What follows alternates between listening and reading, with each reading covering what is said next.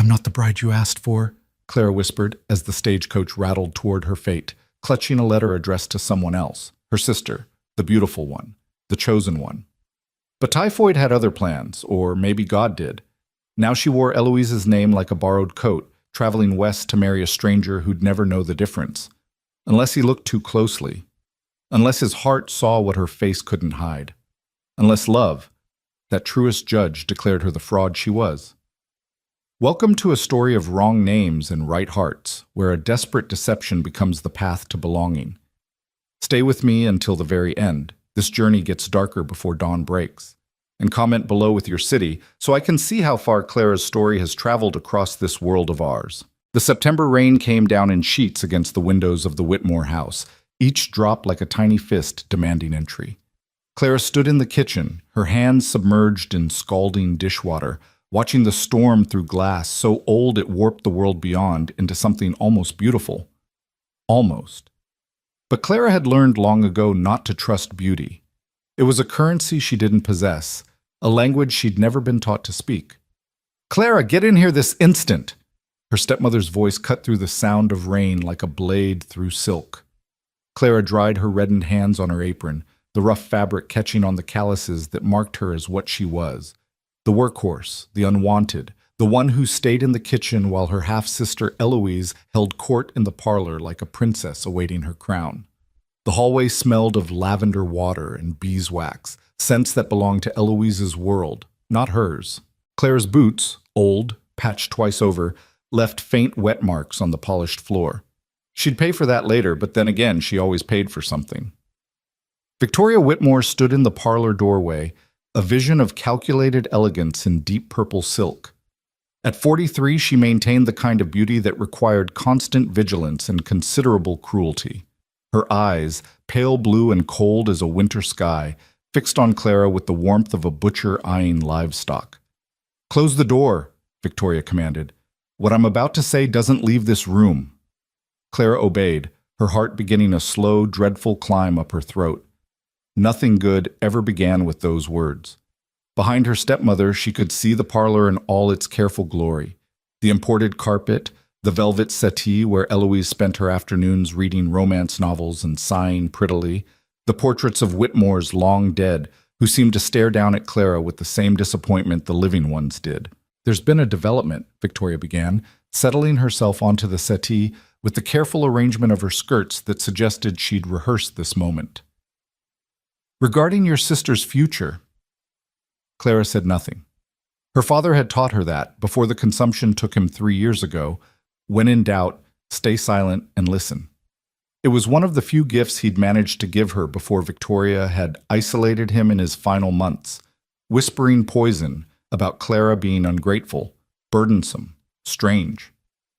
"As you know, we arranged for Eloise to travel west as a mail-order bride to a rancher in Wyoming Territory, a Mr. Elias Grant of Willow Ridge, a widower with significant property and a respectable name." Victoria's lips pressed into a thin line. However, circumstances have changed.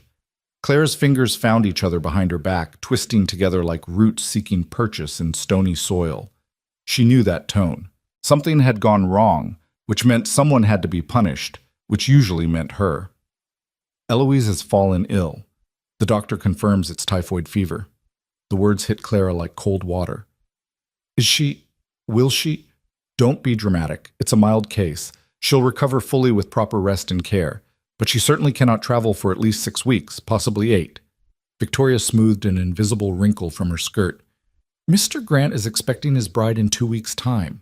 He's already made the arrangements, already paid the passage, already prepared his home. We cannot simply inform him of a delay.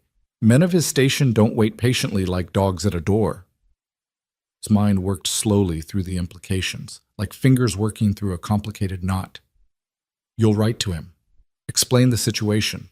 Surely he'll understand that we'll do no such thing." Victoria's eyes snapped to hers, sharp as broken glass. "Do you have any idea how difficult it was to secure this match? Eloise is beautiful, yes, but she has no dowry beyond what her father left, which amounts to very little after maintaining appearances in this town. Grant could have his pick of educated, wealthy girls from good Eastern families. Instead, he chose simplicity. He chose someone who could run a frontier household, someone who wouldn't complain about hard work. The knot in Clara's stomach pulled tighter. She knew where this was going. She'd known from the moment Victoria closed the door. "Someone like you," Victoria finished, her voice dropping to something almost gentle, which was somehow worse than her usual cruelty. "You're going in her place." The room seemed to tilt slightly, the portraits on the walls sliding sideways before righting themselves. "I couldn't possibly—" "You can, and you will." Victoria rose, moving toward Clara with the predatory grace of a cat approaching a cornered mouse. "You'll travel under Eloise's name. You'll present yourself as Eloise Whitmore, and you'll marry Elias Grant before he realizes the substitution." "That's fraud. It's wrong. When he discovers, if he discovers, you'll already be married. What's he going to do? Send you back? Demand a refund?" Victoria laughed, a sound like breaking crystal. "Men don't want complications, Clara. They want a clean house, warm meals, and someone to fill the cold spaces in their beds.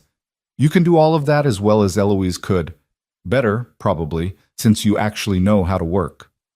Clara's voice came out smaller than she intended. "But I don't look anything like—" He's never seen Eloise. Their courtship was conducted entirely through letters. Victoria gestured dismissively. "Letters I wrote, if we're being honest. Eloise can barely spell affection, much less compose a paragraph about it. I crafted her into exactly what Grant said he wanted. A woman of modest temperament, practical skills, and simple faith. You fit that description better than she ever could." The rain hammered harder against the windows, as if trying to break through, trying to drown them all. Clara felt the walls of the room pressing in, squeezing the air from her lungs.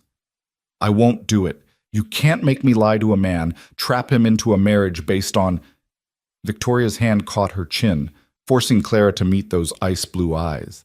The grip was firm enough to hurt, gentle enough to leave no mark. She'd perfected the balance over years of invisible cruelties. "Listen very carefully, Clara Whitmore. Your father is dead. This house belongs to me.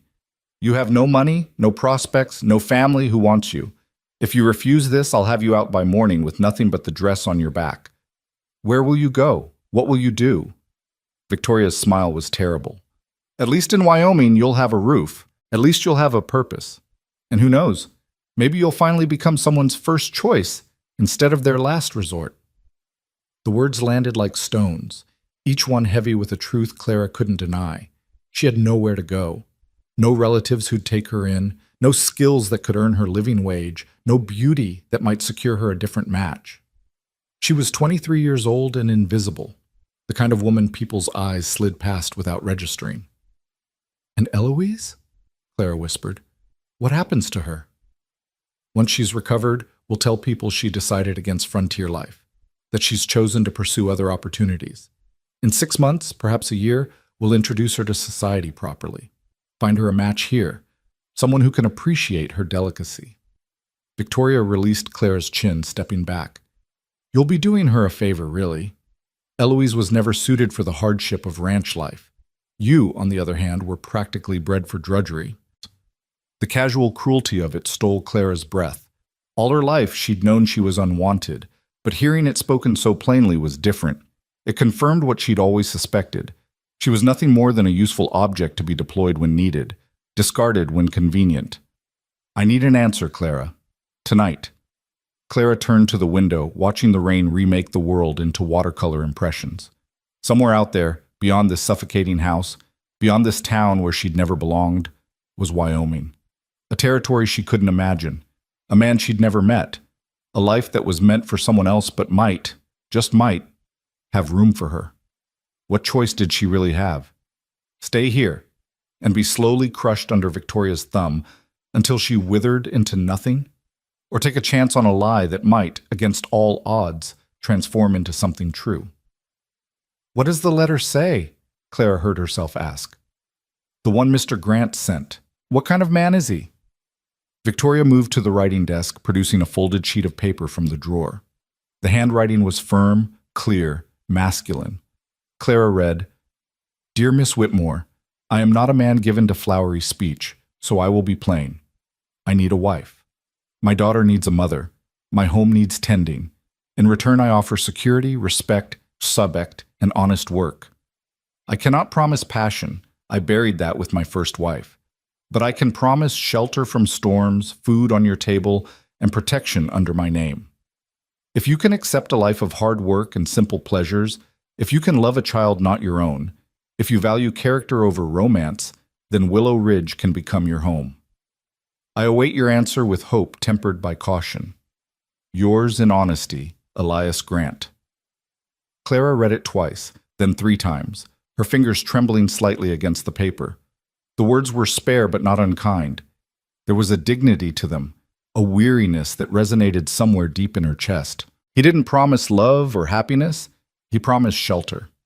After years of sleeping in the coldest room of the house, eating what was left after others had their fill, wearing dresses mended until they were more patched than original fabric, the promise of shelter felt like a benediction. He sounds lonely, Clara said quietly. He sounds practical, which makes this arrangement perfect. Victoria retrieved the letter, tucking it back in the drawer. The stagecoach leaves in 2 weeks. That gives us time to alter Eloise's traveling clothes to fit you. You're nearly the same height, even if you lack her figure. We'll coach you on the details she included in her letters. You'll need to study them, memorize them. As far as Elias Grant knows, you are Eloise Whitmore, 21 years old, fond of piano music and poetry, skilled in all domestic arts. But I can't play piano. I've never even... Then let's hope his ranch doesn't have one. Victoria's smile was sharp. The point is, Clara, you'll become whoever you need to be. You've spent your whole life making yourself smaller, quieter, less. Now you'll do the opposite. You'll become Eloise, the pretty one, the charming one, the one people actually want. The cruelty of it was almost admirable in its precision. Clara wasn't just being sent away, she was being erased, replaced with a prettier story. And if I fail, if he discovers the truth? Victoria shrugged, a gesture of practiced indifference. Then you'll have to be very convincing or very useful. Either way, you'll be his problem, not mine. The choice stretched before Clara like a dark road with no visible end. Behind her was certain misery, years of invisible servitude until Victoria finally cast her out to starve, or worse. Ahead was uncertain misery, a marriage built on lies, a man who'd been deceived, a child who deserved better than a fraudulent mother. But ahead also held possibility. The faintest, most fragile possibility that maybe, just maybe, she could make herself into something true even if she began with a lie. That maybe this Elias Grant, with his honest words and his lonely daughter, might see past the deception to whatever worth Clara actually possessed, if she possessed any at all. "I'll do it," Clara said, her voice barely audible over the rain. "I'll go." Victoria's smile was triumphant but brief, as if she'd never doubted the outcome. "Excellent. We'll begin preparations tomorrow. In the meantime, you should start thinking of yourself as Eloise. Practice in the mirror. Perfect her smile, that soft, vacant look she has. It's quite effective on men." Clara nodded numbly, already feeling herself split into 2 people, the Clara who was being left behind, and the Eloise she'd have to become. A ghost and an imposter, wrapped in the same skin. That night, unable to sleep, Clara crept into Eloise's room.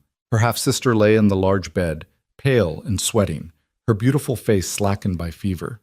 Even diminished by illness, Eloise was lovely. Delicate features, golden hair spread across the pillow like a halo, hands so small and soft they looked like they'd never known a moment's work. Clara stood in the doorway, watching the shallow rise and fall of Eloise's chest.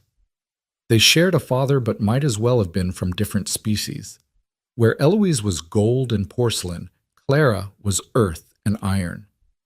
Where Eloise attracted kindness like flowers attract bees, Clara seemed to repel it, as if marked from birth with some invisible stain. "I'm sorry," Clara whispered to the sleeping figure. Though she wasn't sure what she was apologizing for, taking Eloise's place or being grateful for the chance to escape. The next 2 weeks passed in a blur of preparation that felt more like erasure. Victoria drilled her relentlessly on the contents of the letters. Eloise's supposed love of Keats and Wordsworth. Clara had to read 3 volumes in 4 days. Her skill at needlepoint, her fingers bled from the crash course. Her gentle nature and tender heart, the hardest thing to fake. They altered Eloise's traveling dress, taking it in at the waist where Clara was narrower, letting it out slightly at the shoulders where years of work had made her broader. The deep blue wool was the finest thing Clara had ever worn, and it felt like a costume, like playing dress-up in another woman's skin. "Remember," Victoria coached, adjusting the hat that kept sliding too far down Clara's forehead, "you are gentle, soft-spoken, a little fragile. Men like Grant want to protect something. Give him that." Clara nodded, practicing the demure smile in the mirror, watching it sit wrong on her face. She wasn't built for delicacy. Her jaw was too strong, her eyes too direct, her hands too capable. But she'd learn. She had to. The morning of departure arrived too quickly, and not quickly enough. Clara stood in the entryway with a single carpet bag containing Eloise's clothes, Eloise's Bible, Eloise's life. Victoria inspected her one final time, circling like a general reviewing troops. "You'll do," she said finally. "Not perfect, but adequate. Try to smile more." Men respond to that. "Yes, ma'am." "And Clara?" Victoria's voice stopped her at the door. "Don't come back. Whatever happens out there, you make it work. There's no place for you here anymore. There never really was." Clara nodded, throat too tight for words. Even cruelty, when it confirmed what you'd always known, carried a strange comfort. At least it was honest. The stagecoach station was busy with travelers and well-wishers. Clara stood apart from the crowd, clutching her bag, wearing a face that wasn't hers. The driver called for boarding, and she climbed inside, settling into the corner seat. As the stage lurched into motion, Clara caught one final glimpse of Colorado Springs. The town where she'd never belonged, the house where she'd never been wanted, the life that had never quite fit. She pressed her palm against the window glass, a gesture that might have been goodbye or good riddance, or simply an acknowledgement that this version of herself was being left behind like an outgrown dress. "First time west?" asked a fellow passenger, an older woman with kind eyes and worn gloves. Clara turned, remembering to smile softly, to be Eloise. "Yes, ma'am. I'm traveling to Wyoming, to be married." "How exciting! You must be nervous." Nervous didn't begin to cover it. Terrified was closer. Unmoored was probably most accurate. But Clara, no, Eloise, she had to remember. She was Eloise now, simply nodded and gazed out the window. The landscape changed gradually as they traveled, the familiar mountains giving way to endless plains that stretched like an ocean of grass. Clara had never seen so much emptiness, so much sky. It was terrifying and exhilarating in equal measure, all that space, all that possibility for someone to either get lost or found. At night, lying in uncomfortable stage stops and cheap hotels, Clara would take out the letter from Elias Grant and read it again by candlelight. "I cannot promise passion. I buried that with my first wife. But I can promise shelter from storms." She'd memorized every word by now, but she kept reading it anyway, trying to imagine the man behind the careful script. Was he kind? Was he cruel? Would he be furious when he realized, as he inevitably would, that he'd been deceived? Or would he understand that sometimes people became liars simply because truth had no room for them? The journey took 5 days, each mile carrying Clara further from who she'd been and closer to who she'd have to become. She practiced Eloise's mannerisms until they felt almost natural, the way she ducked her head when spoken to, the soft laugh, the helpless gestures that suggested she couldn't possibly manage anything difficult on her own. It felt like dying slowly, the shedding of self. But maybe that's what transformation required, a kind of death before rebirth. On the morning of the 6th day, the driver called out, "Willow Ridge, dead ahead!" Clara's heart stuttered. She pressed closer to the window, straining for her first glimpse of the place that would either become home or prison. The town was smaller than she'd imagined. A handful of buildings clustered around a main street, with ranches scattered across the surrounding hills like seeds thrown by a careless hand. The mountains rose in the distance, still capped with early snow despite it being September. The air, when the stage door opened, was thin and sharp and clean in a way that made her lungs ache. "Miss Whitmore?" A man approached, middle-aged, balding, with a sheriff's star pinned to his vest. "Miss Eloise Whitmore?" The false name still felt strange in her ears, but Clara nodded. "Yes, that's me. Sheriff Tom Mitchell. Elias asked me to meet you, bring you out to the ranch. He's finishing up some business with a cattle buyer, but he'll be along shortly." The The sheriff's smile was warm and genuine. "Welcome to Willow Ridge, miss. We don't get many new folks, especially not pretty ones. You're going to cause quite a stir." Pretty. The word sat wrong on Clara's shoulders like an ill-fitting coat. But she smiled. Eloise's smile, soft and demure, and let the sheriff help her into a wagon. The ride out to the ranch took 30 minutes, following a rough road that cut through land so vast it made Clara feel impossibly small. Cattle dotted the hillsides, and once she saw a hawk circling overhead, riding currents she couldn't see. "Elias is a good man," Sheriff Mitchell said, breaking the silence. "Lost his wife 2 years back. Sarah was a fine woman. Everyone loved her. It about broke him when the fever took her. Left him with little Rosie, just 4 years old at the time. He's done his best, but a child needs a mother. That's the truth of it." Clara's throat tightened. A child. A little girl who'd lost her mother and was about to get an imposter instead. The guilt sat in her stomach like spoiled food.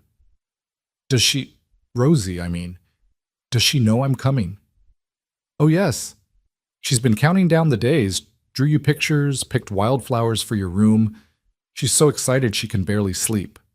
The sheriff glanced at her. "She's a sweet thing. Shy around strangers, but warms up quick. You'll love her." Each word was a weight added to the burden Clara carried. This wasn't just about deceiving a man. It was about deceiving a child who'd already lost so much. A child who deserved the truth. Not another loss disguised as a gift. The ranch house appeared over a rise, and Clara's breath caught. It wasn't grand, but it was solid. A 2-story structure of weathered wood and stone, with a wraparound porch and smoke curling from the chimney.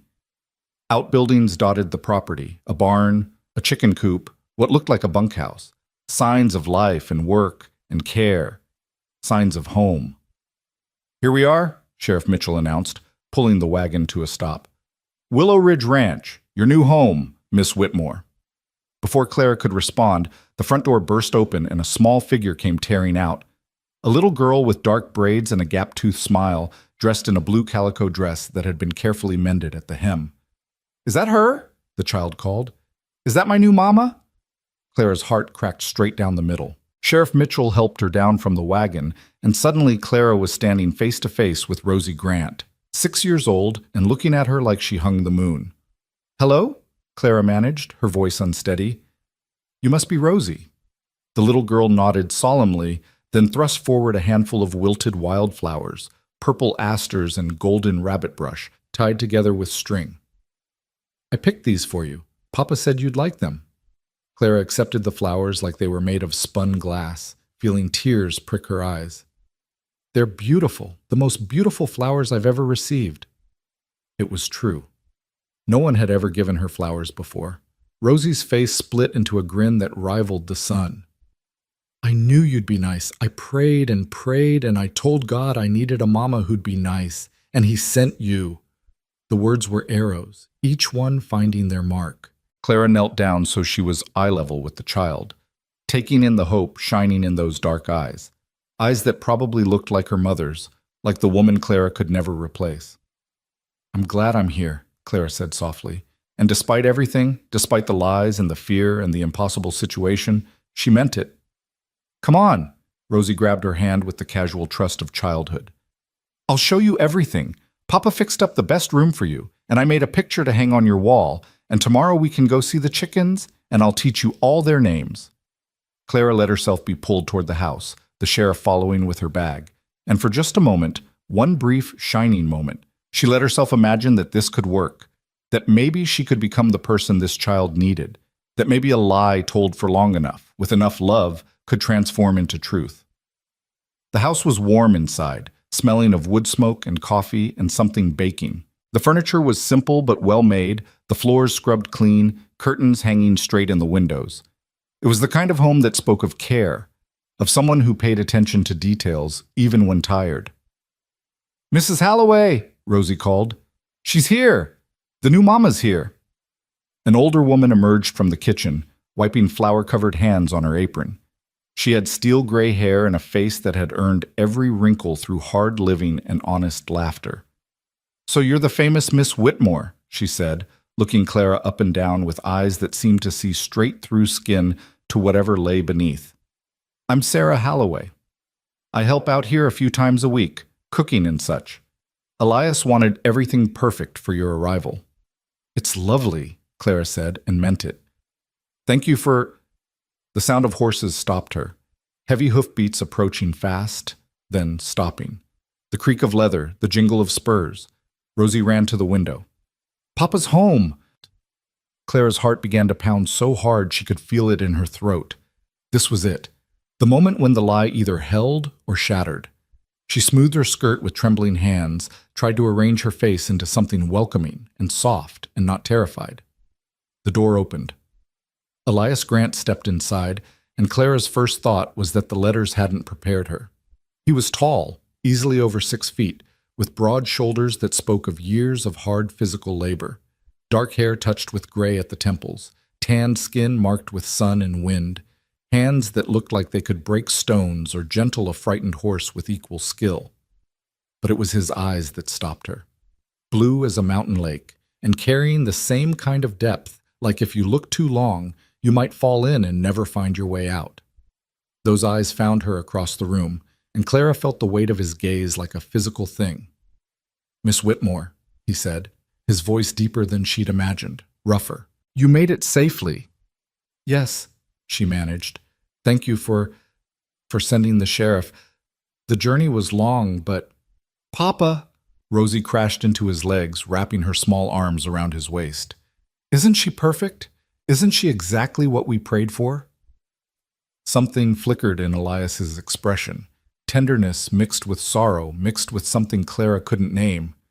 He looked at his daughter with such fierce love it hurt to witness. She's very lovely, he said carefully. Then, to Clara, I hope the house meets your approval. It's not fancy, but it's sturdy. You'll be safe here. Safe. There was that word again. He kept promising safety, like it was the greatest gift he could offer. And maybe, for someone like Clara who'd never known it, it was. It's more than I expected, Clara said honestly. Truly, Mrs. Halloway bustled forward. Well, the girl must be exhausted from her travels. Rosie, let's give your papa and Miss Whitmore a moment to speak. We'll set out the supper.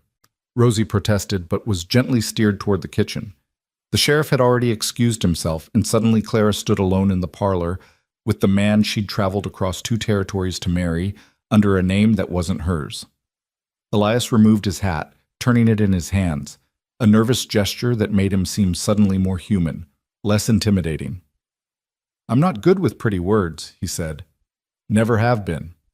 So I'll just say it plain. I'm grateful you came. I know it wasn't easy, leaving everything familiar. Coming to a place you've never seen, to a man you've never met. It was brave, Clara found herself saying. Or desperate. I'm not sure which. A hint of a smile crossed his face, there and gone like sun through clouds. Brave and desperate often look the same from certain angles. He moved to the window, gazing out at the land. I want to be clear about what this is, Miss Whitmore. What I can and can't offer. I had a marriage built on love once. Lightning doesn't strike the same place twice. What I'm offering you is partnership, respect, a home where you'll be valued for your work and your character, not ornamental prettiness. Each word was a stone building a foundation, and Clara felt herself standing on something solid for the first time in years.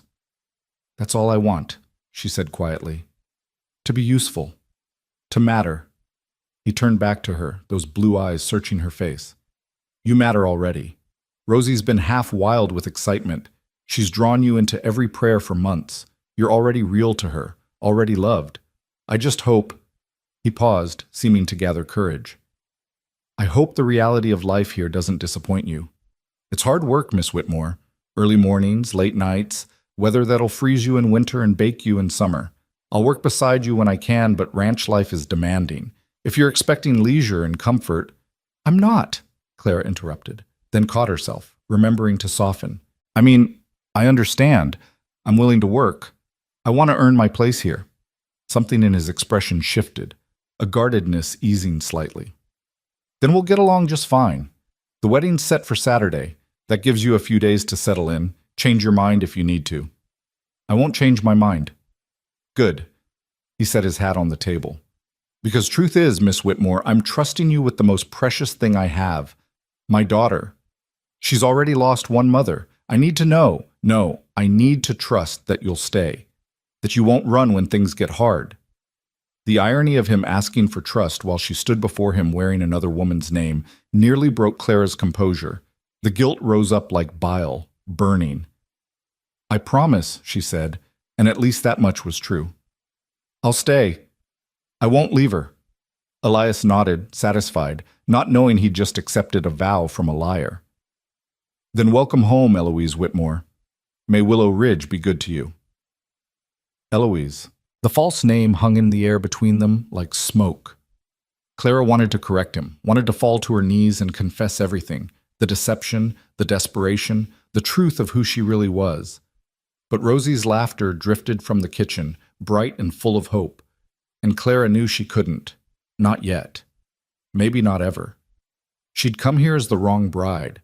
Now she'd have to find a way to become the right one, even if it meant losing herself entirely in the process. The first morning at Willow Ridge, Clara woke before dawn to the sound of roosters and the low murmur of men's voices drifting up from the yard below.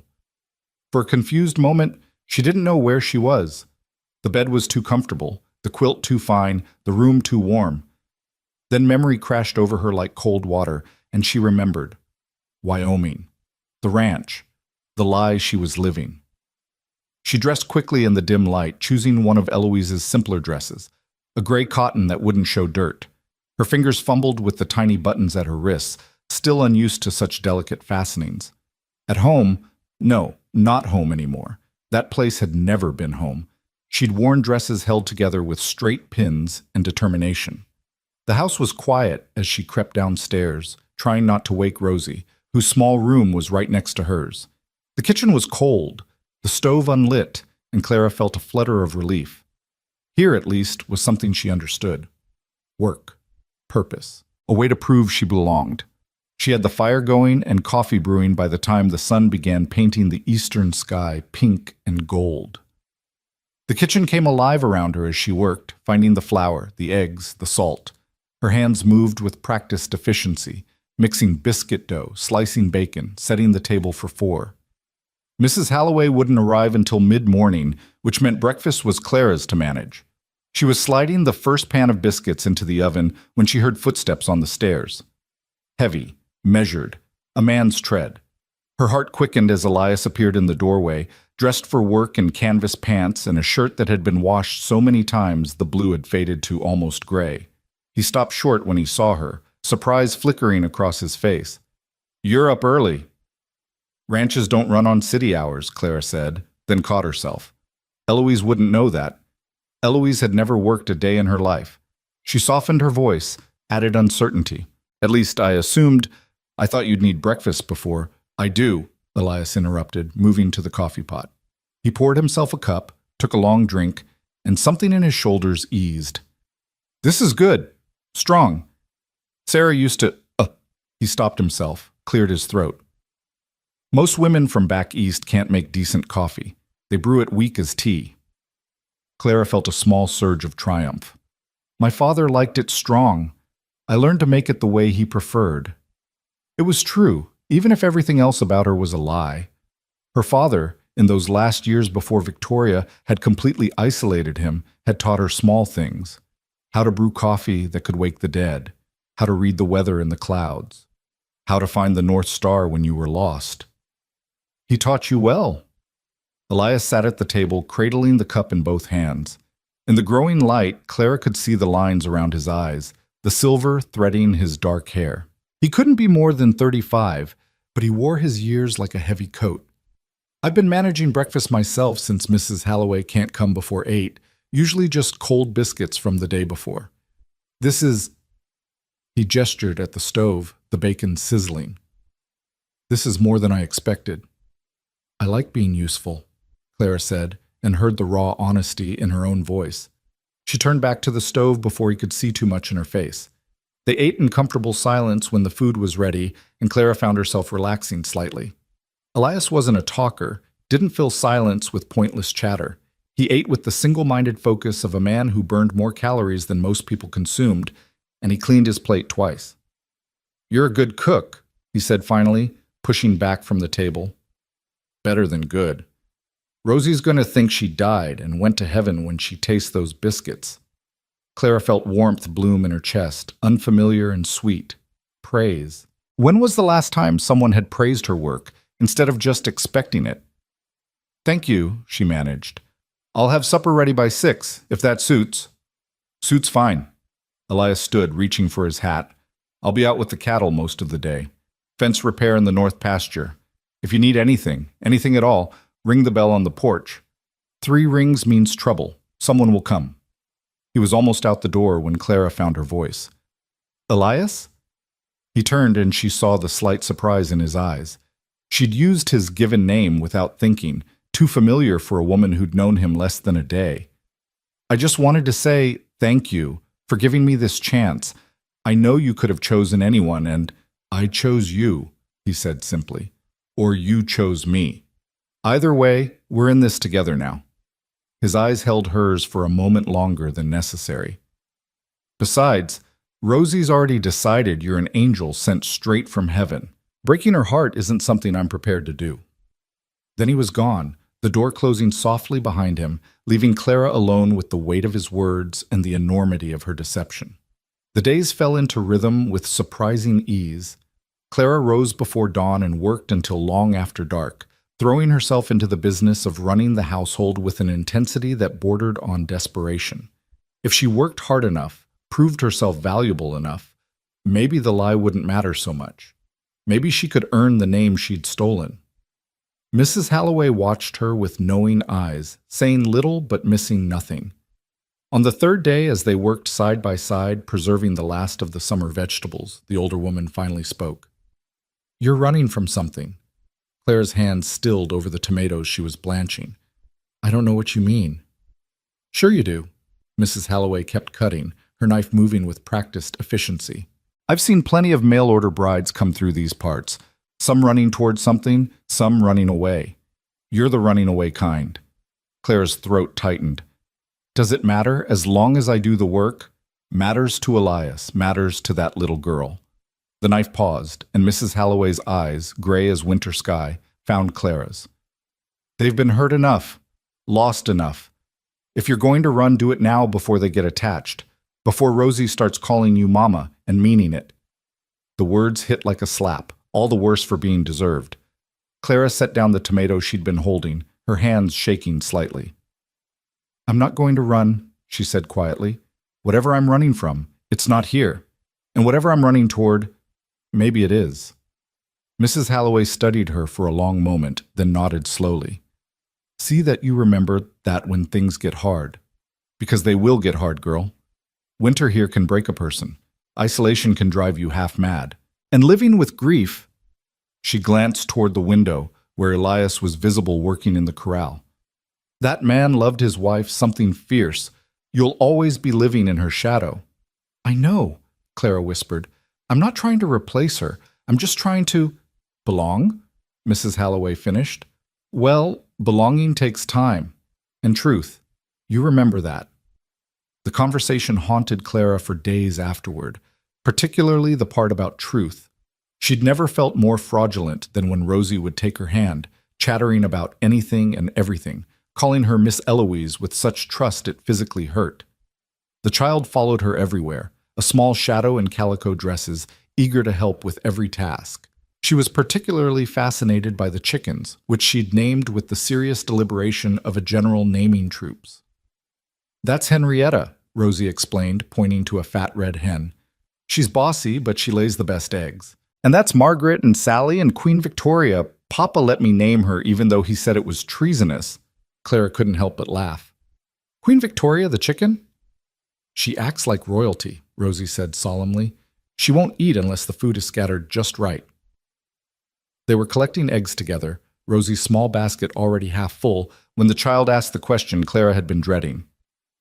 Did you have chickens at your old home? Clara's hands froze on the egg she'd been reaching for.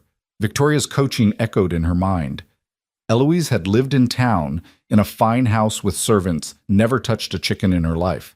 But the lie stuck in her throat like a bone. Yes, she heard herself say. We had chickens. I used to collect the eggs every morning before school. It was true. In the years before her father remarried, they'd kept chickens in the small yard behind their modest house. Clara had loved those early mornings, the quiet ritual of gathering eggs, the way the hens would cluck softly as if sharing secrets. Rosie beamed. I knew it! I knew you'd understand about chickens. Papa tries, but he doesn't really get it. He thinks they're just for eating and eggs. But they're more than that, aren't they? They are, Clara agreed, warmth flooding her chest. They have personalities, opinions. They're quite remarkable when you pay attention. Exactly. Rosie clutched her basket tighter, looking at Clara like she'd revealed the secrets of the universe. I'm so glad God sent you. My real mama. She paused, and something complicated crossed her small face. My first mama, I mean. She understood about chickens, too. Clara's heart clenched. Tell me about her, your first mama. Rosie was quiet for a moment, carefully placing an egg in her basket. She smelled like roses, and she sang songs in the morning, happy songs that made Papa laugh. She used to dance with me in the kitchen when we were making bread. Her voice got smaller. Then she got sick, and the smells hurt her, and she stopped singing.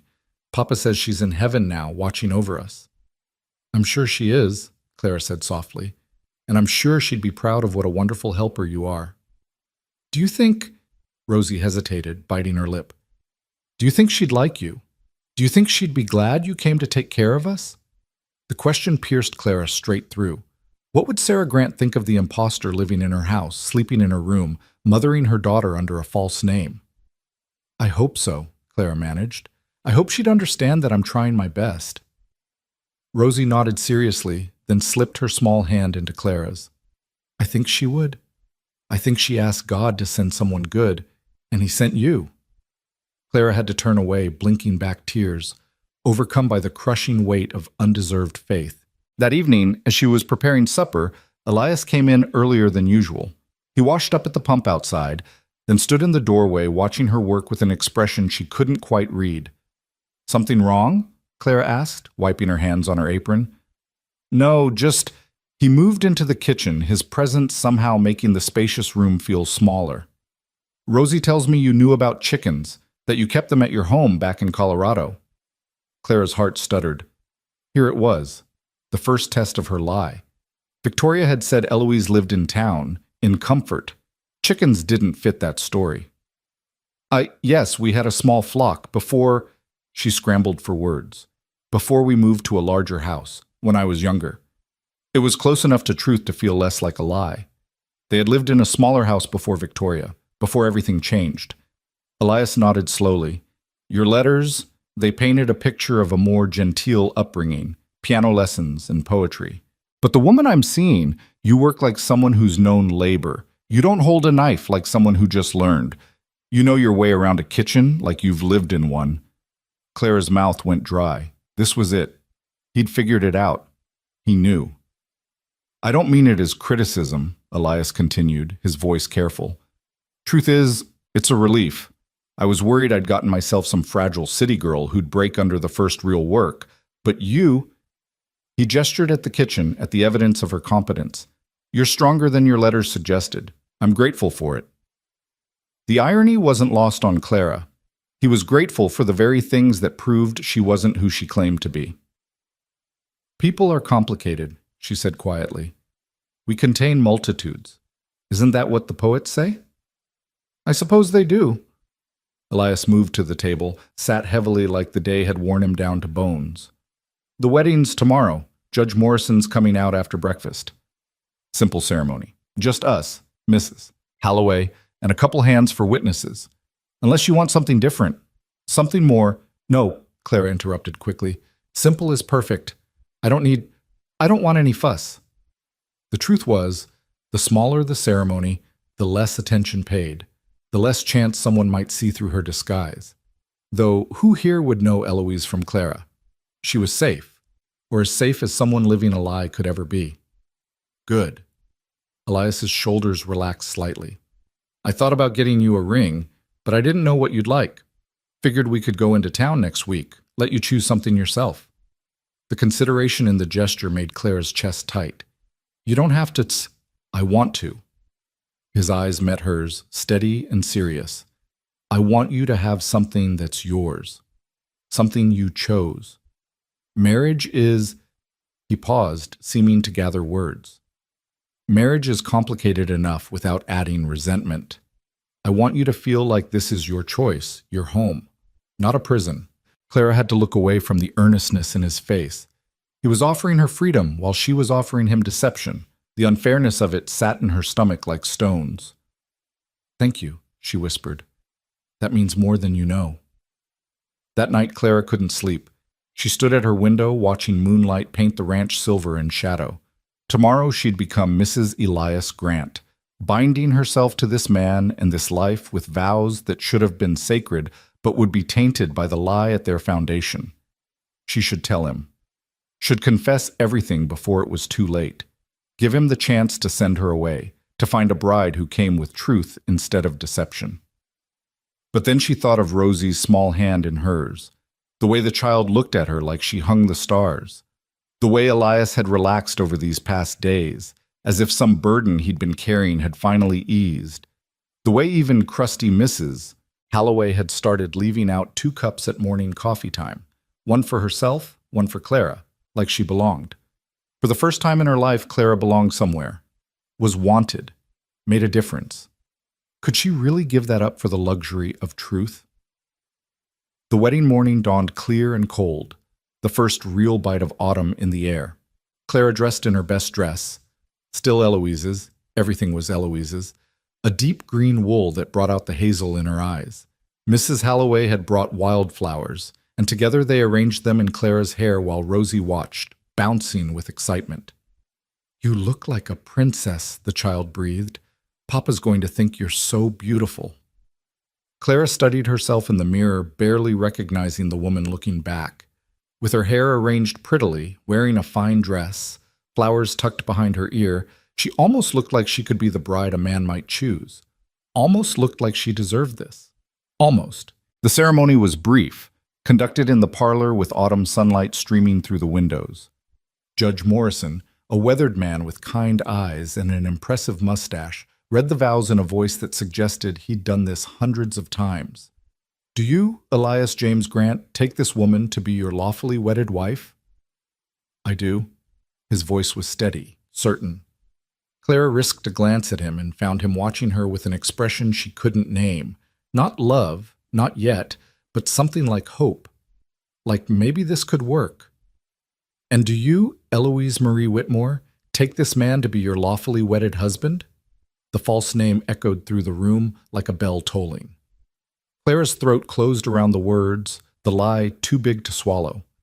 She felt the weight of every eye on her, Mrs. Halloway's knowing gaze, Rosie's eager hope, the ranch hands shuffling uncomfortably in their Sunday best. Elias's hand found hers, warm and calloused and solid. Real, an anchor in a storm of her own making. I do, she whispered. Then by the power vested in me by the territory of Wyoming, I now pronounce you husband and wife. Mr. Grant, you may kiss your bride. Elias leaned down slowly, giving her time to pull away if she wanted. His lips brushed hers, soft, brief, almost chaste. But even that small contact sent electricity through Clara's veins. He tasted like coffee and mint, and when he pulled back, something in his eyes had shifted, warmed. Mrs. Grant, he said quietly, and Clara felt the name settle over her like a cloak. Not Clara, not Eloise. Mrs. Grant. A third identity to add to her collection. Rosie launched herself at them both, wrapping her small arms around their legs. I have a mama again. I have a real mama. The celebration was simple. Cake that Mrs. Halloway had made, coffee and cider, toasts from the ranch hands who shuffled forward one by one to offer awkward congratulations. Clara smiled until her face hurt, accepted well wishes she didn't deserve, played the role of blushing bride with a skill that would have impressed even Victoria. But through it all, she felt Elias watching her, studying her like a puzzle he was trying to solve. As evening fell and the guests departed, Clara found herself alone in the kitchen, washing dishes and fighting the urge to run. She was married now, bound by law and God, and the trust of a child who'd already lost one mother. There was no going back. You don't have to do that tonight. She turned to find Elias in the doorway, jacket removed, sleeves rolled up. He looked tired but not unhappy. "I don't mind," Clara said. "It helps me think." "What are you thinking about?" Everything. Nothing. The enormity of what she'd done. The impossibility of sustaining this lie forever. "Just wondering if I remembered to check the chickens," she said instead. "And whether Rosie brushed her teeth. And if there's enough flour for tomorrow's bread." "All very important concerns for a wedding night," Elias said dryly, and Clara heard the hint of humor in his voice. He moved closer, taking the dish towel from her hands. "Leave this. Come sit with me." He led her to the parlor, where a fire crackled in the hearth. They sat together on the settee, not touching, but close enough that Clara could feel the heat radiating from him. Outside, coyotes called to each other, their voices rising and falling like water. "I want to be clear about expectations," Elias said after a long silence. "Your room is yours. I won't—" He cleared his throat, clearly uncomfortable. "I won't impose myself. Not until you're ready. This marriage is real, but it doesn't have to be—" He gestured helplessly. "All at once." Clara felt a rush of gratitude so strong it almost brought tears. "Thank you. I just need time to adjust." "Take all you need." His hand found hers on the cushion between them, his thumb tracing her knuckles. "I rushed Sarah into things when we were young. I was impatient, foolish. I thought love meant claiming someone quickly before they could change their mind." His voice roughened. "But love isn't possession. It's patience. It's earning trust slowly, brick by brick." "You loved her very much," Clara said softly. It wasn't a question. "I did. I do. The memory of her, at least." Elias stared into the fire. "But memory isn't enough to keep you warm at night. Isn't enough to raise a daughter. Isn't enough to run a ranch. At some point, you have to choose to keep living instead of just surviving." "Is that what I am? Your choice to keep living?" He turned to her then, and the intensity in his eyes stole her breath. "You're my choice to try. To hope. To build something new instead of just mourning what was lost."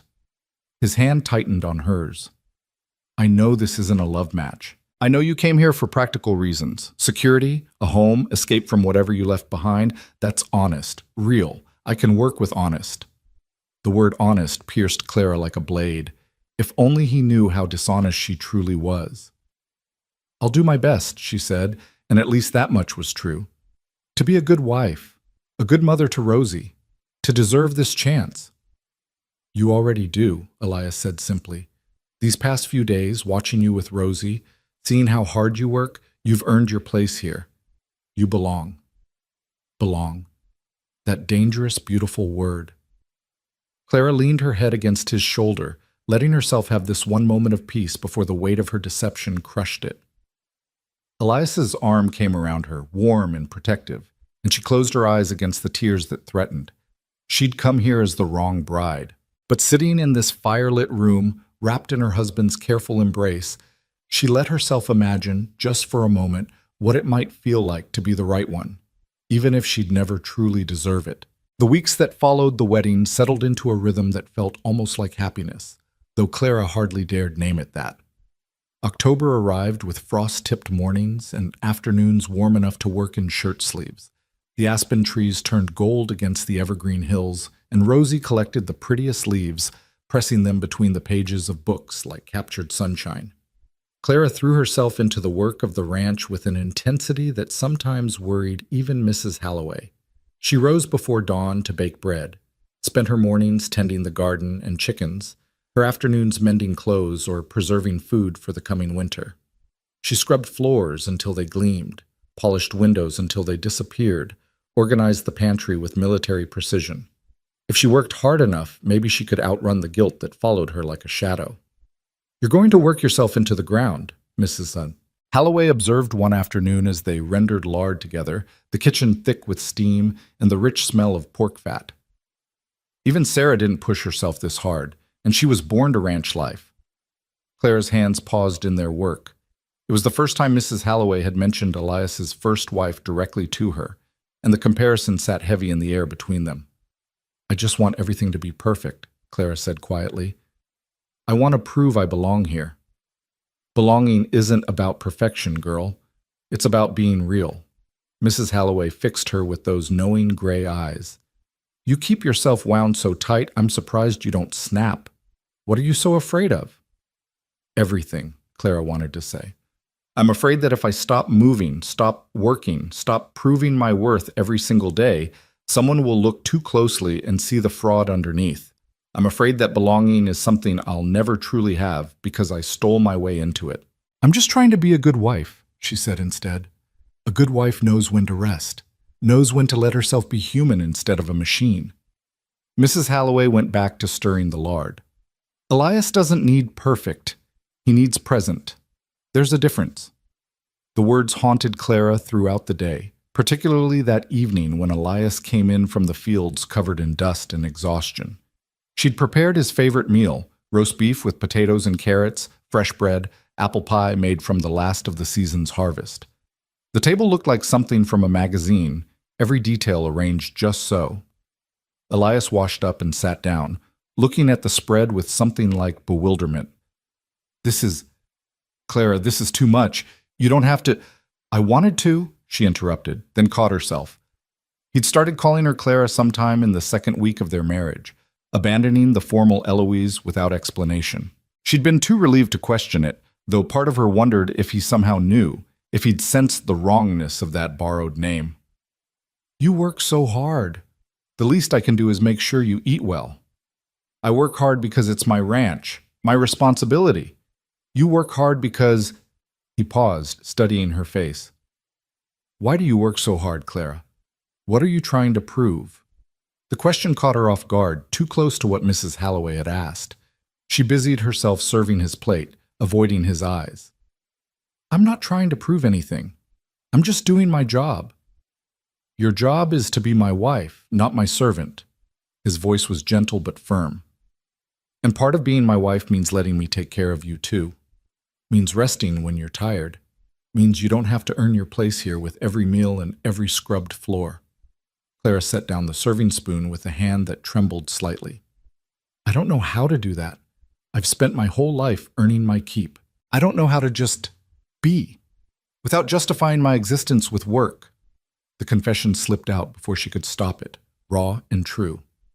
Elias was quiet for a long moment, and when Clara finally dared to look at him, his eyes held something that looked like understanding mixed with sorrow. Someone taught you that, he said quietly. That you had to earn the right to take up space. Someone made you believe your worth was measured in what you could do rather than who you are. Clara's throat closed around the truth she couldn't speak. Victoria's voice echoed in her memory. You're useful, at least, if nothing else. Her stepmother had spent years making sure Clara understood she was tolerated, not loved. Accepted, not wanted, a burden to be managed. It doesn't matter, Clara managed. That's just how I was raised. It matters to me. Elias reached across the table, his work-roughened hand covering hers. Because I don't want you living that way here. I don't want you thinking you have to justify your existence every day. You're my wife, Rosie's mother now. You belong here not because you work yourself to exhaustion, but because this is your home. Because we want you here. The words were balm on wounds Clara hadn't realized were still bleeding. She turned her hand over beneath his, threading their fingers together. This touch had become familiar over the past weeks. Small gestures of affection, carefully given and carefully received. Nothing rushed, nothing demanded. Just the slow building of something that might eventually become real. I'll try, she whispered, to believe that. That's all I ask. Elias squeezed her hand once before releasing it and picking up his fork. Now let's eat this incredible meal you've prepared, and then you're going to sit in the parlor with Rosie and me and do absolutely nothing productive for at least an hour. Doctor's orders. You're not a doctor. Husband's orders, then, which are legally binding in the territory of Wyoming. His eyes held a hint of humor that made him look younger, less careworn. Or so I choose to believe. Clara found herself smiling. A real smile, not the practiced one she'd worn for so many years. I suppose I have to obey then, for legal reasons. Exactly, for legal reasons. They ate together as the sun set beyond the windows, painting the sky in shades of orange and purple that seemed too beautiful to be real. Rosie chattered about her day, the new chick that had hatched, the fox she'd seen at the edge of the woods, the story Mrs. Halloway had told her about sailing ships and pirates. Clara listened with half her attention while the other half marveled at the simple domesticity of it all. A family meal, conversation and laughter. The kind of evening she'd dreamed about but never believed she'd have. Later, true to his word, Elias insisted she sit in the parlor while he and Rosie played checkers on the rug before the fire. Clara picked up some mending. She couldn't sit completely idle, but mostly she watched them together. Father and daughter, dark heads bent close, arguing good-naturedly about whether Rosie's move was legal or not. "Papa, you're just mad because I'm winning." "I'm not mad. I'm concerned about your understanding of the rules. There's a difference. Mrs. Halloway says when men start talking about rules, it means they're losing." Elias shot Clara a look of mock desperation. "Your mother is corrupting my daughter with her wisdom. This is a conspiracy." "Your mother." He'd started saying it casually over the past week, not making a big production of it, just sliding the words into conversation like they belonged there. Each time, Clara felt something crack and resettle in her chest, a painful kind of joy mixed with devastating guilt. "I plead innocent," Clara said, holding up her hands. "Though Mrs. Halloway isn't wrong about men and rules. Betrayed by my own wife. This is what marriage does, turns a man's household against him." But he was smiling as he said it, and when Rosie crowed in triumph over her victory, he scooped her up and spun her around until she shrieked with laughter. Then he deposited her on the settee next to Clara, where the child immediately snuggled close, her small, warm body fitting perfectly against Clara's side. "Tell me a story," Rosie demanded. "The one about the princess and the stars." Clara's mind went blank. She didn't know any stories about princesses and stars. Eloise probably knew dozens of fairy tales, had probably been read to sleep every night by a mother who loved her. But Clara's childhood had been different, work and silence and staying out of the way. "I don't think I know that one," she admitted quietly. Rosie's face fell slightly, then brightened. "Then make one up. You're good at making things. Make up a story." Clara looked helplessly at Elias, who just shrugged with an expression that said, "You're on your own." She took a breath, let her mind wander, and found herself speaking words she didn't know she'd been holding. "Once upon a time, there was a girl who wasn't a princess at all. She was just ordinary, the kind of person nobody really noticed. She worked hard and kept quiet and believed that was all she'd ever be. But one night, when the world was very dark and she was very alone, she looked up at the stars and made a wish. Not for riches or beauty or anything grand. She just wished to matter to someone, to be seen." Rosie was silent, listening with the intense focus children bring to stories that speak to something true inside them. Even Elias had stopped moving, his attention fixed on Clara with an expression she couldn't read. "And the stars heard her," Clara continued, her voice soft. "They couldn't make her a princess. That's not how real magic works. But they could give her something better. They could lead her to a place where she was needed, where her ordinary skills and her ordinary heart were exactly what someone was wishing for. So they arranged things, moved pieces around like chess pieces on a board, until she found herself somewhere new, somewhere that could become home if she was brave enough to let it." "Did she let it?" Rosie whispered.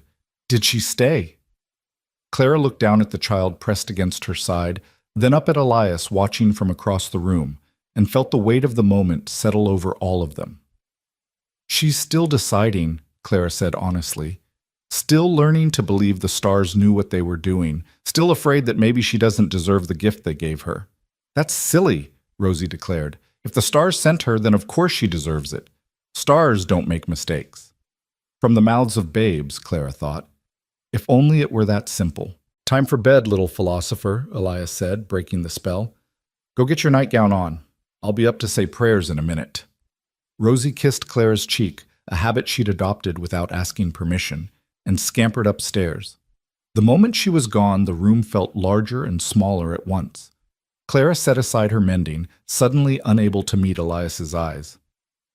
"That was some story," he said quietly, moving to sit where Rosie had been.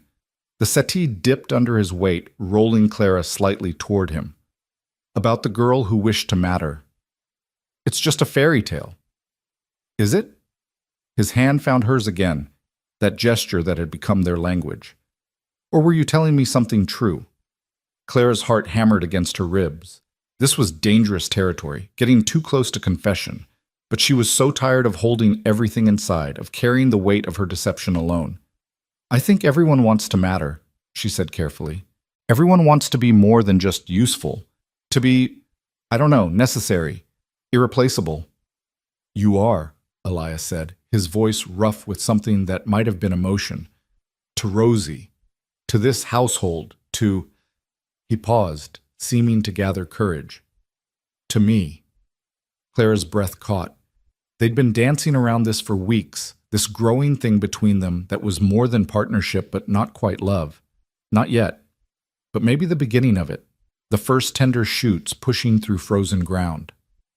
I'm not who you think I am, she whispered, the closest she could come to truth without breaking everything apart. I think you're someone who works too hard, cares too much, and doesn't believe she deserves good things. Elias's thumb traced circles on the back of her hand. I think you're someone running from a past that hurt you. I think you're stronger than you know and more worthy than you believe. He paused. And I think I'm starting to fall in love with you, which wasn't part of the plan but seems to be happening anyway. The words hit Clara like a physical blow. Love. He was falling in love with her, with Clara, whoever she was, not the Eloise he'd been promised. But how could she accept that love when it was built on lies? How could she let him care for someone who didn't really exist? Elias, She stopped, words tangling in her throat. Tell him, her conscience screamed. Tell him now before this goes any further, before the love takes root and grows into something that will devastate him when he learns the truth. But before she could force out the confession, footsteps thundered down the stairs, and Rosie appeared in her nightgown, eyes wide with distress. Papa! Mama! Come quick! There's something wrong with Queen Victoria! They rushed to the chicken coop, Clara grabbing a lantern on the way. Inside, the fat hen that Rosie had named after royalty lay on her side, breathing shallowly, her eyes glazed. The other chickens huddled in the corner, making distressed sounds. Is she dying? Rosie's voice trembled on the edge of tears. Please don't let her die. Clara knelt beside the bird, running gentle hands over her body. She'd helped her father with sick animals before Victoria had forbidden it, and the old knowledge came back like muscle memory. The hen's crop was swollen, distended, likely impacted. She's not dying, Clara said with more confidence than she felt. But she needs help. Her crop is blocked. We need to massage it, try to break up whatever's stuck. You know how to do that? Elias asked, surprised. Clara realized her mistake too late. Eloise wouldn't know how to treat a sick chicken. Eloise barely knew how to collect eggs, whatever's stuck. You know how to do that? Elias asked, surprised. Clara realized her mistake too late. Eloise wouldn't know how to treat a sick chicken. Eloise barely knew how to collect eggs. But Clara did, and in this moment, with Rosie's tearful eyes watching, she couldn't pretend ignorance. My father taught me, she said, which was true even if it didn't fit the story Victoria had crafted. Before things changed. We had animals. I learned how to care for them. She worked carefully, massaging the hen's crop with steady pressure, feeling the mass inside begin to break apart. Elias held the lantern while Rosie stroked the bird's feathers, whispering encouragement. It took 20 minutes of patient work, but finally Queen Victoria gave a great heave and expelled a wad of grass and grain. Her eyes cleared, and she made an indignant sound as if offended by the whole ordeal. She's okay. Rosie threw her arms around Clara's neck. You saved her. You're magic, just like in the story. Not magic, Clara said, hugging the child back. Just someone who pays attention. Later, after Rosie had been tucked into bed with assurances that Queen Victoria would fully recover, Clara found herself alone in the kitchen again, washing chicken mess from her hands. She'd removed her good dress and put on an old work dress, but she still felt disheveled, undone. The near confession earlier had left her shaken, and the incident with the chicken had only complicated things further. Every day she revealed more of herself, the real Clara, not the fake Eloise, and every day she dug herself deeper into deception. Thank you, Elias said from the doorway. for saving Rosie's chicken. She would have been devastated if Queen Victoria had died. I'm just glad I knew what to do. You know a lot of things. He moved into the room, leaning against the counter. Things that surprise me. Good surprises, but surprises nonetheless. Clara kept her eyes on her hands, scrubbing harder than necessary.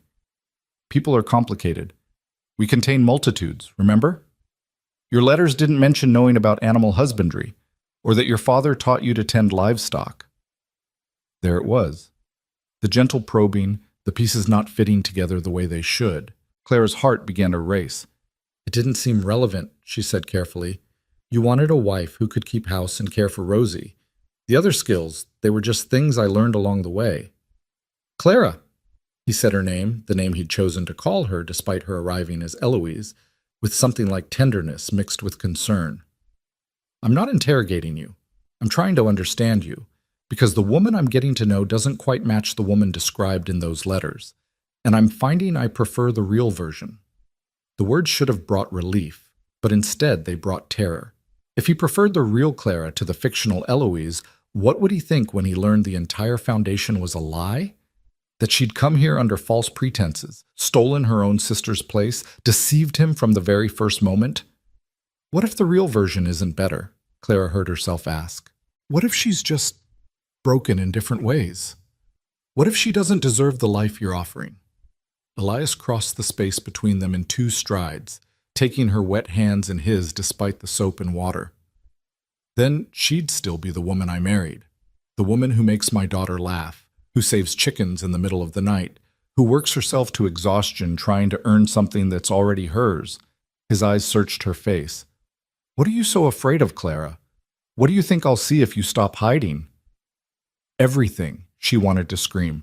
You'll see the lie. You'll see the fraud. You'll see that I'm not the woman you chose, just the desperate imposter who took her place.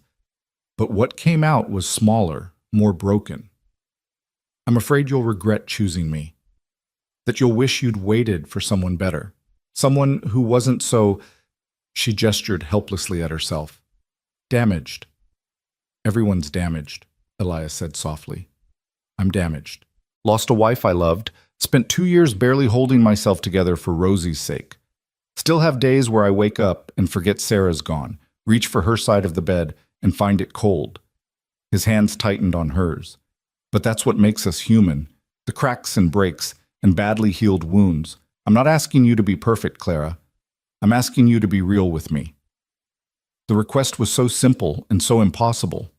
How could she be real when real meant confessing to a deception that would destroy everything she'd built? How could she risk losing this? The first place she'd ever belonged, the first people who'd ever wanted her, for the luxury of honesty. I'm trying, she whispered, and it was the most honest thing she could offer. I'm trying to be worth the chance you gave me. You already are. Elias lifted one of her hands to his lips, pressing a kiss to her knuckles that felt like a promise. Now come to bed. Not my bed. Not yet. I meant what I said about patience. But you need to sleep. The ranch will still be here tomorrow, and it'll need you rested, not exhausted. Clara let him lead her upstairs, let him kiss her forehead at her bedroom door with a tenderness that made her want to weep. Then she lay in her bed, soft and warm, and so much better than anything she'd known before, and stared at the ceiling while guilt ate at her like acid. She loved them. That was the terrible truth crystallizing in her chest. She loved Rosie with a fierceness that surprised her, loved the way the child reached for her hand, trusted her completely, called her mama without hesitation. And she was falling in love with Elias, with his quiet strength, his patient kindness, his way of seeing past her defenses to something worth caring about. But they loved a fiction. They loved the woman who'd saved them, not knowing she was also the woman deceiving them every single day. The next morning brought the first real snow, soft flakes drifting down like stars falling to earth. Rosie pressed her nose to the window, enchanted, while Clara made breakfast and tried to shake off the sleepless night. Can we build a snowman? Rosie asked. Please? I'll do all my chores first, I promise. If there's enough snow by afternoon, Clara agreed. But your father's right, chores first. The day passed in the usual rhythm of work, but everything felt different under the blanket of new snow. The world looked clean, fresh, like anything might be possible. Clara found herself laughing as Rosie chased chickens through the snow, the birds indignant at the cold white stuff invading their domain. They were in the kitchen making lunch when hoofbeats approached, fast and urgent. Clara looked up to see a stranger dismounting in the yard, his horse lathered despite the cold. Elias emerged from the barn, and the two men spoke briefly before Elias's body went rigid. Something was wrong. Clara wiped her hands and moved to the door, her heart beginning to pound. Through the window, she could see Elias's face, pale, shocked, the expression of a man receiving news he couldn't process. Then he was striding toward the house, the stranger behind him, and Clara barely had time to step back before the door burst open. "Clara." Elias's voice was strange, tight. "We have visitors coming from Colorado Springs. They'll be here by evening." The world tilted sickeningly. Colorado Springs, Victoria. The past Clara thought she'd outrun, crashing back into the present like a wave breaking over a sandcastle.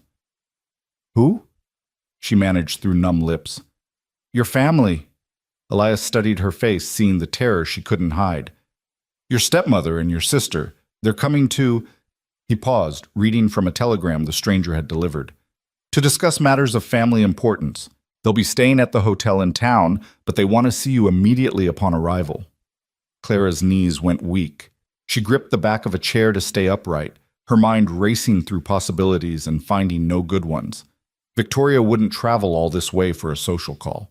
She was coming to expose Clara, to reveal the deception, to destroy everything Clara had built on foundations of lies. "Clara?" Elias's hand was on her arm, steadying her. "What is this about? You look like you've seen a ghost." She couldn't form words, couldn't breathe. The walls were closing in, the careful life she'd constructed collapsing like a house made of cards. "Mama?" Rosie appeared in the doorway, sensing the tension. "What's wrong?" What's wrong was that the reckoning Clara had been dreading was finally here. What's wrong was that by evening, Elias would know the truth. That his wife wasn't Eloise Whitmore, wasn't the woman he'd chosen, wasn't anything but a desperate imposter who'd lied her way into his home and his heart. What's wrong was that Clara was about to lose everything that mattered, and there was nothing she could do to stop it. Clara's hands were shaking so badly she had to grip the chair harder to keep from collapsing. The telegram seemed to burn in Elias's hand like a brand, each word a nail in the coffin of the life she'd tried to build. Victoria was coming. By evening. There would be no more running, no more hiding behind borrowed names and careful lies. "Everything's fine, sweetheart," Clara managed to tell Rosie, her voice sounding strange even to her own ears. "Why don't you go check on Queen Victoria? Make sure she's drinking plenty of water." Rosie looked between them with the sharp instinct children have for adult distress, but she obeyed, pulling on her coat and heading toward the chicken coop. The moment the door closed behind her, Clara felt her carefully constructed composure begin to crumble. "Talk to me." Elias's voice was steady, but edged with concern. "What's happening? Why do you look like the world just ended?" "Because it did," Clara wanted to say. "Because in a few hours, you're going to learn that everything you thought you knew about me is a lie. Because I'm about to lose the only home I've ever had, the only people who've ever wanted me. My stepmother and I, we don't have an easy relationship," Clara said carefully, each word chosen like stepping stones across a rushing river. "She's not a kind woman, never has been." "Then why is she coming here?" "I don't know." It was the truth, even if it wasn't the whole truth. Clara couldn't imagine what had prompted Victoria to make the long journey to Wyoming. Unless Eloise had recovered fully and Victoria had decided it was time to rectify the substitution. Unless Clara's usefulness had expired and Victoria wanted to collect what remained of the mail-order bride payment. Unless cruelty had simply brought her here because that's what Victoria did, she found happiness and crushed it. Elias studied her face with an intensity that made Clara want to look away. "There's something you're not telling me, something that's terrifying you." "There are a lot of things I haven't told you," Clara whispered. "Things I should have said from the beginning, but couldn't. Things that might change how you see me." She watched emotions flicker across his face, confusion, concern, and something that might have been fear. His hand reached out, then dropped back to his side like he wasn't sure he had the right to touch her anymore. "Whatever it is," he said slowly. Whatever's between you and your stepmother, we'll face it together. You're my wife. My family now. That means something. The words were meant to comfort, but they only drove the knife of guilt deeper. She was his wife under false pretenses. His family under a stolen name. Nothing about their marriage was built on the solid ground he believed it was. Elias, I need to tell you, Clara started, but the sound of hoofbeats interrupted her again. This time it was Sheriff Mitchell, dismounting quickly and striding toward the house with purpose. He knocked once before entering, his face grim. Elias, Clara, got word from the telegraph office. Your visitors arrived early. They're at the hotel now. The stepmother is asking that Clara come into town immediately. Says it's urgent family business that can't wait. He paused, reading Clara's expression. Is everything all right here? Fine, Clara lied, her voice hollow. Everything's fine. The hell it is, Elias said quietly. Tom, what do you know about these people? Did they say anything about why they're here? The sheriff shifted uncomfortably. The older woman, Mrs. Whitmore, she's staying at the hotel with a younger girl. Pretty little thing, looks delicate. They caused quite a stir arriving in their fancy Eastern clothes. He glanced at Clara. The older woman made some comments about needing to set things right and correct a misunderstanding. Judge Morrison heard it and asked me to ride out here, make sure everyone knew they'd arrived. Set things right, correct a misunderstanding. The words hung in the air like a death sentence. I need to go, Clara said abruptly. I need to go now, before they come here. Before Rosie. She couldn't finish the sentence. Before Rosie hears that her new mother is a fraud. Before this child who'd already lost so much loses again. You're not going alone, Elias said firmly. Whatever this is, we face it together. Tom, can you stay with Rosie? Tell her we had business in town? Of course. The sheriff's eyes were kind but worried. Clara, if you're in any kind of trouble, I'm not in trouble, Clara interrupted. I am the trouble. The ride into town was silent except for the creak of the wagon and the soft sound of snow falling. Clara sat rigid beside Elias, her hands clenched in her lap, trying to prepare for what was coming. But how did you prepare for the destruction of everything you'd built? How did you find words to explain the inexplicable? Whatever happens, Elias said as they approached the town, whatever your stepmother says, I need you to tell me the truth. Not her version. Yours. Can you do that? Clara nodded, though she wasn't sure she could. The truth had been locked inside her for so long, wrapped in so many layers of self-preservation and fear, she wasn't sure she knew how to set it free anymore. The hotel was the nicest building in Willow Ridge, though by Colorado Springs standards it was modest at best. 2 stories of weathered wood with a wraparound porch and windows that rattled in the wind. Clara had never been inside, had never had reason to. Now she climbed the steps feeling like she was mounting a gallows. Victoria was waiting in the lobby, dressed in deep purple silk that made everyone else look shabby by comparison. Her hair was perfectly arranged, her posture impeccable, every inch the proper Eastern lady. Next to her, pale and beautiful in a cream-colored dress, sat Eloise. Clara's half-sister looked fully recovered from her illness, the typhoid having left no visible mark on her delicate features. She looked exactly like what Elias had been promised, a china doll of a bride, pretty and refined and nothing at all like the work-worn woman standing in the doorway. Victoria's cold blue eyes locked onto Clara, and her smile was sharp as broken glass. Eloise, darling, how lovely to see you looking so well. Ranch life clearly agrees with you. The use of the false name in front of Elias was deliberate, calculated. Clara felt his body go rigid beside her, felt the exact moment confusion began to shift toward understanding. Mother, Clara managed, though the word tasted like poison. This is unexpected. Is it? Surely you didn't think we'd simply abandon you out here in the wilderness without checking to ensure you'd settled properly. Victoria's gaze shifted to Elias, and her smile turned saccharine. You must be Mr. Grant. How wonderful to finally meet the man who married our dear Eloise. Elias looked between Clara and the woman beside Victoria, his face carefully neutral in the way of men processing information that doesn't make sense. I'm sorry, but I'm confused. That's... He gestured to the delicate blonde. Who is that?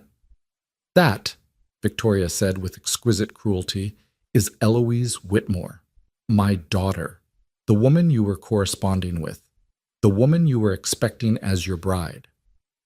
The silence that followed was so complete, Clara could hear her own heartbeat, could hear snow hitting the windows, could hear the death of everything she'd dared to hope for. I don't understand, Elias said slowly, but Clara could see in his eyes that he was beginning to. Pieces clicking into place, the puzzle solving itself in the worst possible way. Don't you?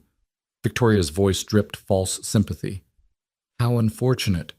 I had hoped Clara would have explained by now, that she would have had the decency to confess before we were forced to travel all this way to correct her deception. Deception. Elias repeated the word like it was foreign, like he was testing its weight. Then his eyes, those blue eyes that had looked at Clara with growing warmth, growing love, turned to her with an expression that made her wish the floor would open up and swallow her whole. Clara, what is she talking about? Clara's mouth opened, but no sound came out. All the words she'd rehearsed, all the explanations and justifications and desperate pleas, they evaporated like morning mist. She stood there, exposed and helpless, while the man she'd come to love looked at her like she was a stranger. Perhaps I should explain, Victoria said smoothly, settling into a chair like she was holding court, since Clara seems to have lost her tongue. You see, Mr. Grant, when you wrote to propose marriage to Eloise, we accepted. Arrangements were made, tickets were purchased. But then Eloise fell ill with typhoid. Nothing serious, thank goodness, but enough to make travel impossible. So you sent Clara instead, Elias finished, his voice flat, without telling me, without giving me a choice. We sent Clara to fulfill the arrangement temporarily, yes. She was supposed to explain the situation immediately, to make clear that she was simply holding Eloise's place until Eloise could join you. Victoria's smile turned razor sharp. But it seems Clara had other ideas. It seems she decided to claim her sister's life as her own, to steal a marriage that was never meant for her. That's not... Clara finally found her voice, though it came out broken. It's not that simple. She told me to go as Eloise. She said to use her name to become her. I didn't want to lie, but I had no choice. I had nowhere else. Oh, Clara, Victoria interrupted with mock sadness. Always the victim, always making excuses. The truth is, you saw an opportunity and you took it. You've been living as Eloise for weeks now, enjoying a life that belongs to your sister, playing house with a man who never would have chosen you if he'd known the truth. Each word was a blade finding its mark. Clara felt herself bleeding out emotionally, felt everything she'd built crumbling to dust. And the worst part, the absolute worst part, was that Victoria wasn't entirely wrong. Clara had taken what wasn't hers, had claimed a life she had no right to, had deceived a good man who'd offered her nothing but kindness. Elias, Clara turned to him, desperate. Please let me explain. It started as deception, yes, but everything since, everything we've built, that's real. My feelings for you, my love for Rosie, the way I've tried to be a good wife, none of that is fake. How would I know? Elias's voice was quiet, controlled, which was somehow worse than if he'd shouted. How would I know what's real when the foundation is a lie? When the name you came here under isn't even yours? When every day you woke up next to me and chose to keep lying? I wanted to tell you, so many times I almost, but you didn't. He took a step back, putting physical distance between them that felt like a chasm. You let me fall in love with someone who doesn't exist. You let Rosie call you mama, let her trust you, love you, and all the while you were living a lie. The woman you fell in love with does exist, Clara said desperately. She's me. I'm Clara. Yes, not Eloise, but everything else, the way I cook, the way I care for Rosie, the way I feel about you, that's all real. That's all me. Is it? Elias's eyes were cold now, shuttered. Or is it just another role you're playing? Another name you borrowed until something better came along? The accusation hit like a physical blow. Clara felt tears burning behind her eyes but refused to let them fall. She wouldn't cry, wouldn't play the victim the way Victoria claimed she always did. I understand you're angry, she said, fighting to keep her voice steady. You have every right to be. But before you cast me out, before you decide I'm nothing but a liar and a fraud, ask yourself this. Have I been a good wife to you? Have I cared for your home, your daughter, your life with anything less than my whole heart? Does the name I came here under really matter more than the person I've proven myself to be? It matters when that name is the only reason you're here. Elias's jaw was tight, the muscle jumping like he was grinding his teeth. It matters when I specifically chose Eloise based on her letters, her background, her... He stopped, seeming to realize something. The letters, the ones about poetry and piano and genteel upbringing, those were real, weren't they? Written by actual Eloise, not by you. I wrote those letters, Victoria interjected helpfully, clearly enjoying the destruction she was orchestrating. Eloise can barely spell her own name, bless her. She's beautiful but not terribly bright. I crafted her into what you wanted, a woman of refinement and culture. Instead, you got Clara, a workhorse good for nothing but labor. Stop it, Clara said sharply, turning on her stepmother with fury she'd been suppressing for years. You don't get to reduce me to that. You don't get to define my worth anymore. I'm not defining anything, dear. I'm simply stating facts. You were never meant to be a bride. You were meant to be a servant. That's why I kept you around after your father died. You were useful, but you were never supposed to reach above your station, never supposed to claim something that wasn't yours. She claimed a life I was supposed to have. Eloise spoke for the first time, her voice soft and sweet as honey.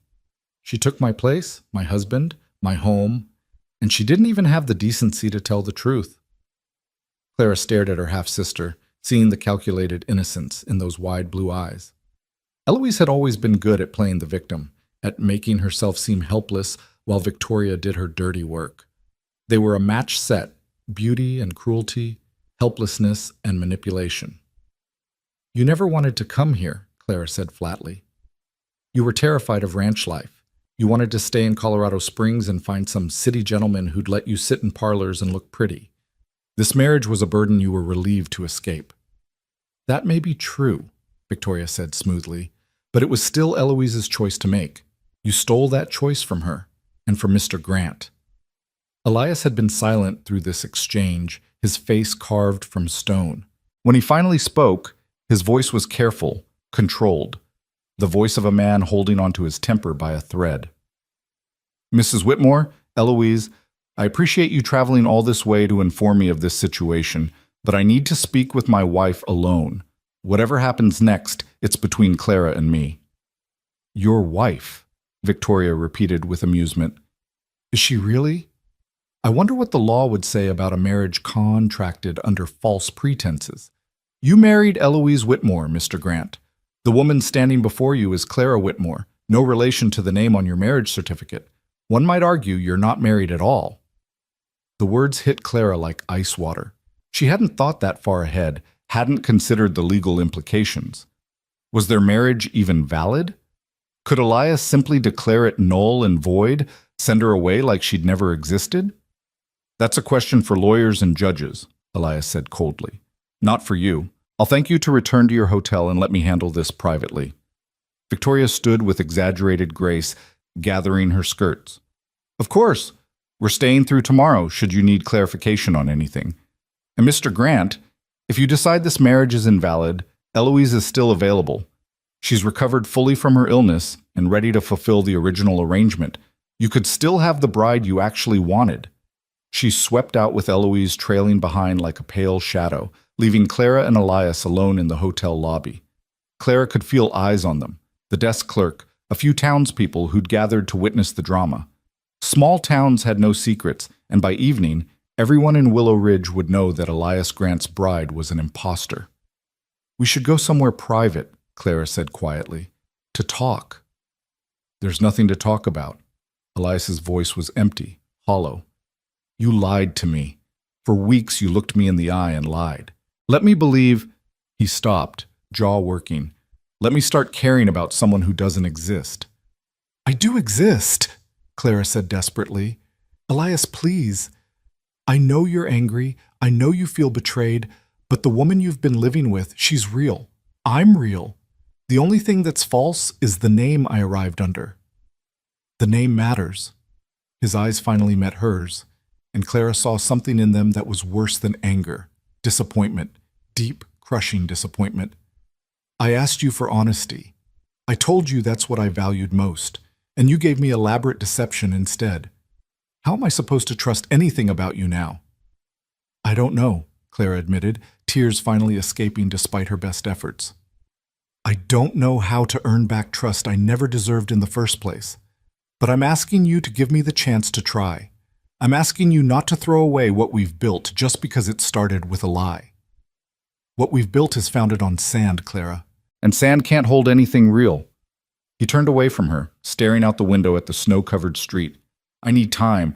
I need to think about what this means, what I want to do. For now, he paused, and Clara heard the pain beneath the anger.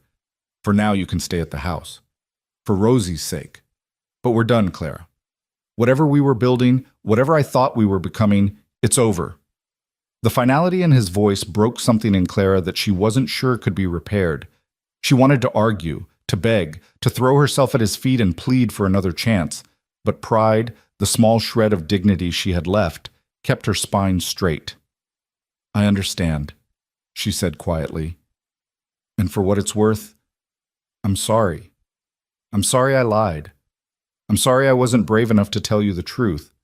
I'm sorry I let myself believe I could have this life without paying the price for how I got it. Elias said nothing, just stood there with his back to her, rigid as a statue. Clara waited for a moment, hoping he'd turn around, hoping he'd say something that would give her a thread of hope to cling to. But he remained silent, and finally, Clara turned and walked out into the snow. The ride back to the ranch was torture. Clara sat as far from Elias as possible in the wagon, her hands clutched in her lap, her mind spinning through everything that had happened. Victoria's cruel reveal, Eloise's angelic manipulation, the look in Elias's eyes as he realized his wife was a stranger. When they arrived home, Sheriff Mitchell emerged from the house with Rosie by his side. The little girl took one look at Clara's tear-streaked face and Elias's rigid posture, and her smile faltered. What's wrong? What happened? Clara opened her mouth but found she couldn't speak. How did you tell a child that her new mother was leaving, that the family she'd prayed for was built on lies? Nothing for you to worry about, sweetheart, Elias said, his voice gentler than it had been with Clara. Your mother and I just need to work through some grown-up things. Sheriff Mitchell, thank you for staying. Of course. The sheriff's eyes moved between them, reading the situation with the skill of someone who'd seen plenty of domestic discord. If there's anything else you need, we're fine, Elias said firmly. Thank you. After the sheriff left, the three of them stood in the yard, a family that was already fracturing. Rosie looked between them with growing distress, her small face crumpling.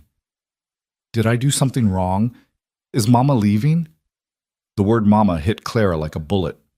She dropped to her knees in the snow, pulling Rosie close.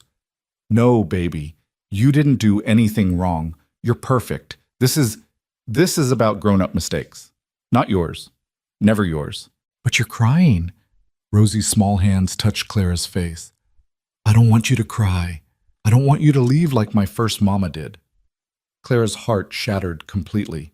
She held this child she'd come to love as her own, breathing in the scent of her hair, memorizing the feel of her small body pressed trustingly against hers. How many times had she held Rosie like this? How many bedtime stories, how many scraped knees kissed better, how many promises that everything would be okay?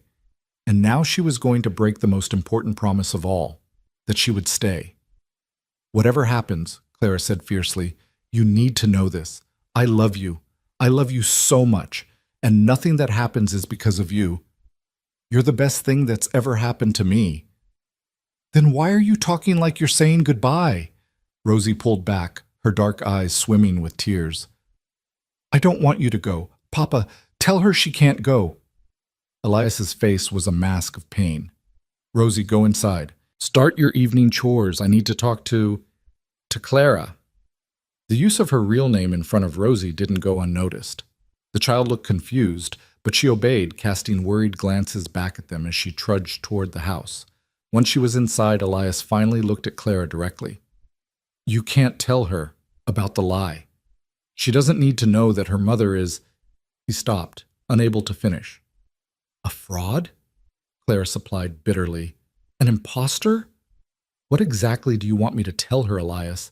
That I'm leaving because I'm tired of ranch life? That I don't love her? Because I won't. I won't make her think any of this is her fault. I don't know what I want you to tell her, Elias said, his voice rough with emotion. I don't know anything anymore. All I know is that my daughter has already lost one mother, and now she's about to lose another because— He stopped, jaw tight.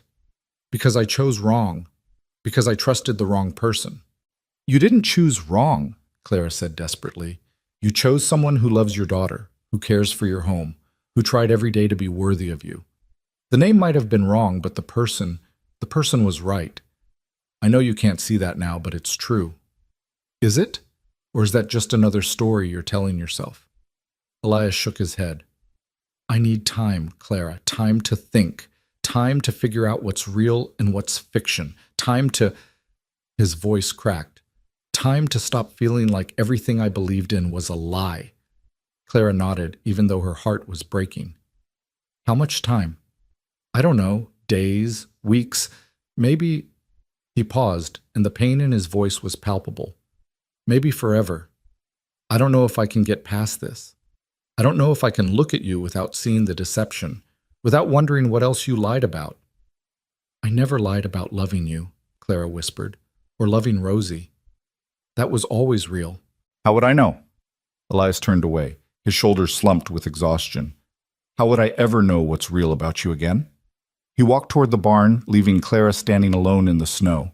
She watched him go, watched the man she'd come to love put distance between them, and felt the last of her hope crumble into dust. That night, Clara moved through the routine of dinner like a ghost. She cooked Rosie's favorite meal, set the table with extra care, tried to make everything seem normal even though nothing would ever be normal again. Rosie chattered nervously, filling the silence with stories about Queen Victoria and the other chickens, clearly sensing the tension but not understanding it. Elias ate in silence, his eyes never meeting Clara's. After dinner, he disappeared to the barn, claiming work that needed doing. Clara cleaned up, then helped Rosie get ready for bed, savoring every moment. The warm bath, the careful brushing of hair, the selection of a nightgown. Will you tell me a story? Rosie asked, climbing into bed. About the girl and the stars? Clara's throat closed. She couldn't tell that story again, couldn't speak about wishes coming true when hers was crumbling apart. Not tonight, sweetheart. I'm very tired, but I'll sit with you until you fall asleep. She held Rosie's hand in the dark, listening to the child's breathing slow and deepen. Even in sleep, Rosie held tight to Clara's fingers, as if afraid she'd disappear. And she would disappear. Maybe not tonight, maybe not tomorrow, but soon. Elias would decide he couldn't forgive her, couldn't trust her, couldn't keep living with the woman who'd deceived him. He'd send her away, and she'd have to leave behind this child she'd come to love as her own. Clara stayed there until her arm went numb and her back ached, unwilling to break the contact. Finally, she gently extracted her hand and stood, pressing a kiss to Rosie's forehead. I'm so sorry, she whispered. I'm sorry I wasn't who you needed. I'm sorry I'm going to hurt you. I'm sorry I couldn't be enough. She slipped out of the room and down the hall to her own bedroom. The room that had been hers for such a brief, shining moment. Everything in it spoke of the life she'd tried to build, the curtains she'd sewn, the quilt Mrs. Halloway had given her as a wedding gift. The small carved bird Elias had left on her dresser one morning without explanation, a gift, a gesture, a sign that maybe he was starting to care. Clara picked up the bird now, running her fingers over the smooth wood. He'd made this, had taken time from his endless work to carve something beautiful for her, had thought about her while his hands shaped the wood, had cared enough to want to give her something, and she'd repaid his caring with lies. She set the bird down carefully and moved to the window, looking out at the snow-covered ranch. Somewhere out there, in the barn or the bunkhouse, or wandering the cold night, was the man whose life she'd disrupted, whose heart she'd broken even as she'd fallen in love with him. The sound of the front door opening and closing reached her, Elias coming back inside, his heavy footsteps on the stairs, the creak of his bedroom door, and then, faintly, the sound that broke her completely, a single, muffled sob. Elias was crying. This strong, stoic man who'd buried his first wife, raised his daughter alone, built a life from nothing. He was crying because of what Clara had done to him.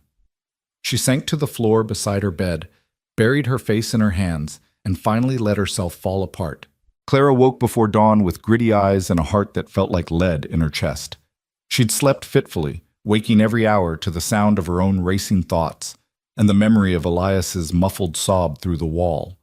Now, in the pre-dawn darkness, she dressed quietly and made her way downstairs, moving on autopilot toward the one thing that had always made sense to her: work.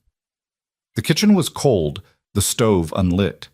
Clara built the fire with shaking hands, then set about making coffee and biscuits, her body going through familiar motions while her mind spun in circles. What was she supposed to do now? Pack her things and leave before Elias formally asked her to go? Stay and fight for a marriage built on lies?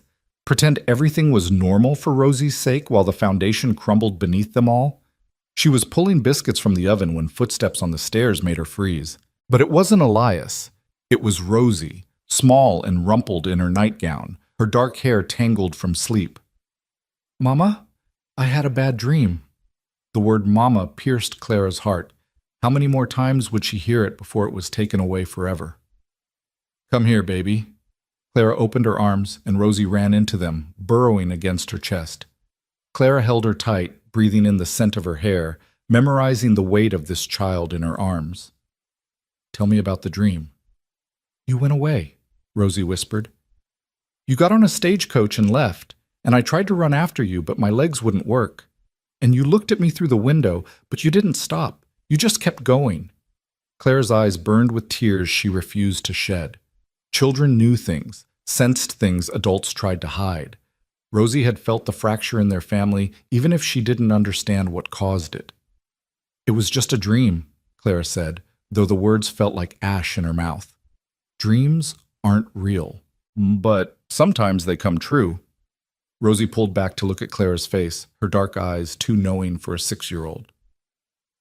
"Are you going to leave?" Clara opened her mouth to lie, to reassure, to protect this child from the truth as long as possible. But the words wouldn't come. She'd told enough lies. She couldn't add another one, not to Rosie. "I don't want to," she said carefully. "I want to stay here with you and your papa more than anything. But sometimes grown-ups have problems that are hard to fix.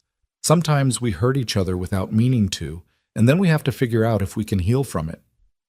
"Did you hurt Papa?" Rosie's voice was small. "Is that why he's sad?"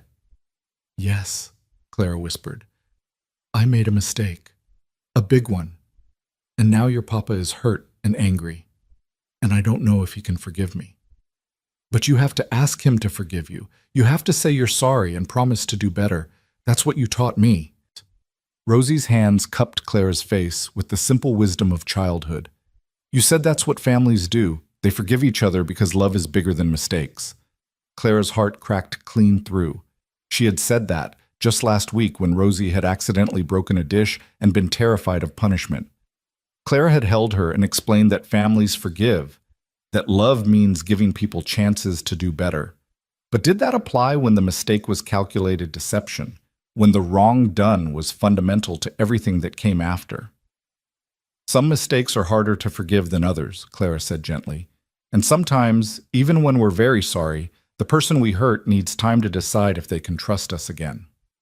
"Then we'll give Papa time," Rosie decided with the confidence of a child who still believed problems could be solved through sheer force of will.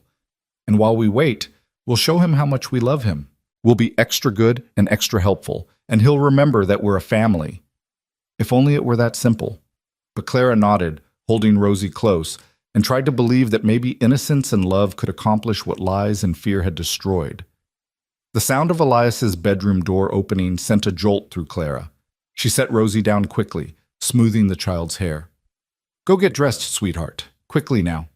Rosie scampered upstairs, passing her father on the way with a cheerful "Morning, Papa," that sounded forced even to Clara's ears. Then Elias was in the kitchen, and the air grew thick with all the words neither of them knew how to say. He looked terrible. His eyes were red-rimmed, his hair uncombed, his shirt buttoned wrong. Clara had never seen him anything but perfectly put together, and the visible evidence of his suffering made her want to weep. "Coffee's ready," she said quietly. "And biscuits. I'll make eggs if you want them." "I'm not hungry." His voice was hoarse, like he'd been crying. or screaming, or both. He poured coffee with hands that shook slightly, then stood by the window, staring out at the lightening sky. Clara busied herself at the stove, giving him space, waiting for him to speak.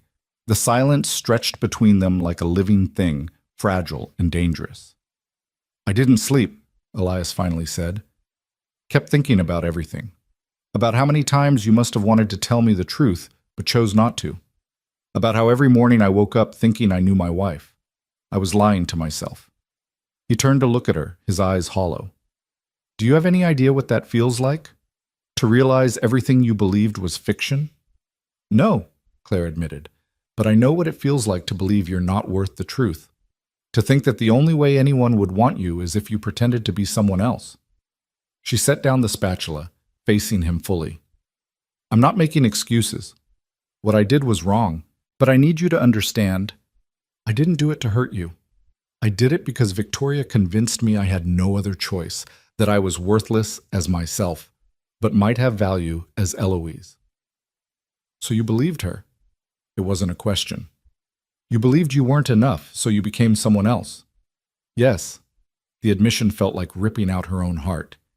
"And then I got here, and you and Rosie were so kind, so welcoming. And for the first time in my life, I felt like I mattered, like I belonged somewhere.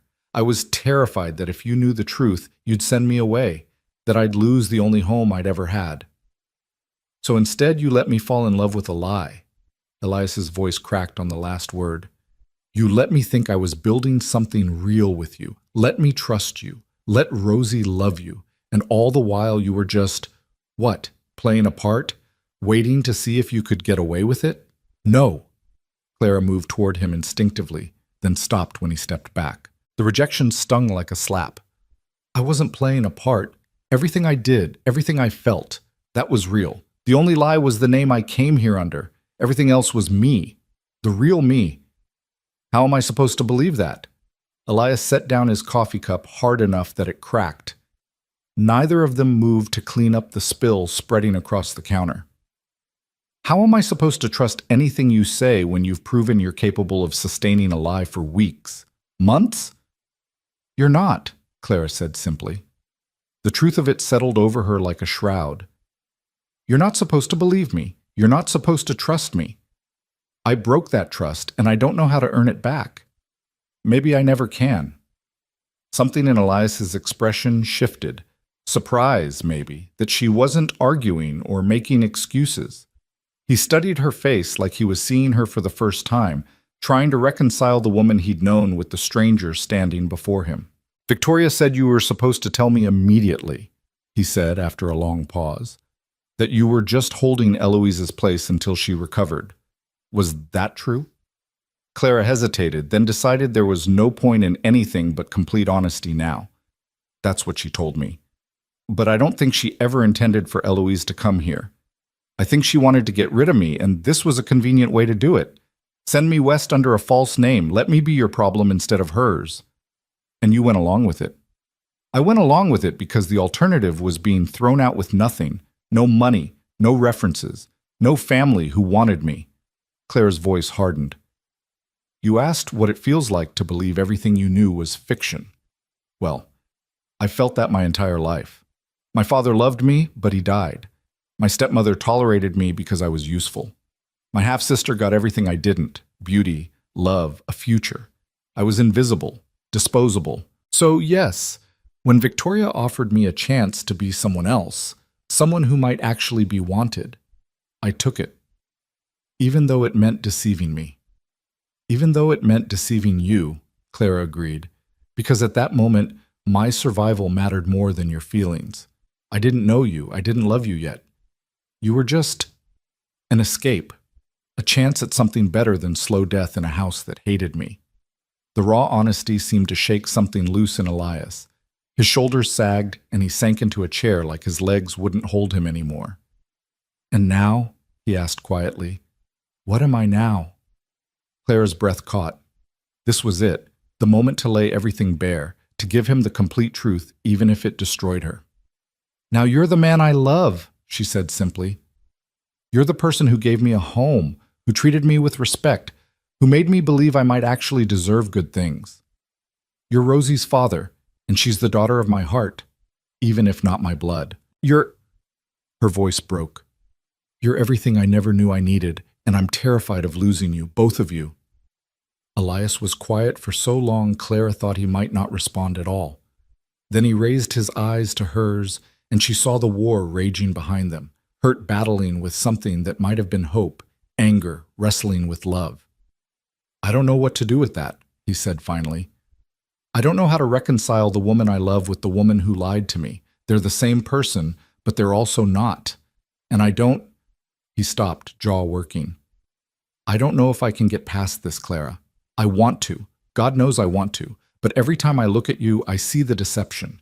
I see all the mornings you woke up and chose not to tell me. All the times I opened my heart to you, and you kept yours locked behind lies. I know... Clara felt tears sliding down her cheeks, but didn't bother wiping them away. I know I hurt you. I know I broke something that might not be fixable. But I'm asking you, begging you, don't make Rosie pay for my mistakes. Whatever happens between us, don't take her mother away from her again. You think I want to hurt my daughter? Elias's voice rose. You think this is easy for me? She loves you, Clara. She loves you so much. And when she finds out, she doesn't have to find out. Clara spoke quickly, desperately. Not the details. She can know that things are difficult between us without knowing why. Children don't need to know everything. They just need to know they're loved. So what, we just pretend? Keep living in the same house? Going through the motions, lying to everyone, including ourselves? If that's what it takes to protect Rosie, yes. Clara met his eyes steadily. I'll sleep in a separate room. I'll be cordial and distant. I'll give you all the space you need. But please, Elias, please don't send me away. Not yet. Give yourself time to decide with a clear head, not in the heat of anger. Before Elias could respond, the sound of a wagon approaching made them both turn. Through the window, Clara saw Sheriff Mitchell pulling up to the house, and beside him in the wagon sat Victoria and Eloise. What are they doing here? Clara's voice was sharp with dread. Elias stood, his face hardening. I don't know, but they're not welcome. This is my property, and I'll tell them to leave. But before he could move, Victoria was already at the door, knocking with the imperious authority of someone who believed the world owed her entry everywhere. Elias opened it with barely controlled fury. Mrs. Whitmore, I believe I made it clear yesterday that I needed time to handle this privately. Oh, Mr. Grant, I do apologize for the intrusion. Victoria's smile was saccharine. But certain legal matters have come to my attention that simply must be addressed immediately. May we come in? This concerns everyone present. Against his better judgment, Clara could see it in the rigid set of his shoulders. Elias stepped aside. Victoria swept in with Eloise trailing behind, both of them looking around the kitchen with barely concealed disdain. How quaint, Victoria murmured. Clara, you've certainly made yourself at home, though I suppose that was always the plan, wasn't it? What do you want? Clara asked flatly. She had no patience left for Victoria's games. Simply to clarify the legal situation, Victoria produced a sheaf of papers from her handbag. I consulted with a lawyer in town yesterday, and he confirmed what I suspected. The marriage between Mr. Grant and Clara is invalid. You see, the marriage certificate lists the bride as Eloise Marie Whitmore. That's this young lady here. She gestured to the pale blonde hovering by the door. But the woman who actually married Mr. Grant is Clara Ann Whitmore. Two different people, which means, legally speaking, there is no marriage at all. The words dropped like stones into still water, sending ripples of implication spreading through the room. Clara felt the ground shift beneath her feet. Not married. All this time she'd thought at least the marriage was legally binding, that Elias couldn't simply cast her out without going through divorce proceedings. But if the marriage wasn't valid at all? You're saying I'm not married, Elias said slowly. That the ceremony, the certificate, the vows, none of it counts because Clara used her sister's name. Precisely. Victoria looked pleased with herself. Which means you're free, Mr. Grant. Free to correct this unfortunate situation. Free to marry the woman you actually chose, my daughter Eloise. She's here, she's willing, and I'm prepared to forgo any compensation for the inconvenience of Clara's deception. We can have a new ceremony within the week, and everything can be set right. Clara watched Elias's face, trying to read his reaction. Was he relieved? Grateful for an easy way out? Tempted by the chance to have the bride he'd originally wanted, the beautiful, delicate, socially appropriate Eloise instead of the work-worn, deceptive Clara? That's your solution? Elias's voice was quiet, dangerous. You come into my home, announce that my marriage is invalid, and think I'll just, what? Swap one daughter for the other like I'm trading horses? I wouldn't put it quite so crudely, Victoria said, though her smile never wavered. But essentially, yes. You deserve to have what you paid for, Mr. Grant. A proper bride from a good family, not a servant girl with delusions of grandeur. Mother, please. Eloise spoke for the first time, her voice soft and sweet. She moved forward, her eyes on Elias with calculated vulnerability. I know this is all terribly awkward, and I don't blame you if you're angry with our whole family, but I do hope you'll consider giving me a chance. I may not be as capable as Clara, but I'm willing to learn, and I promise I would never deceive you the way she did.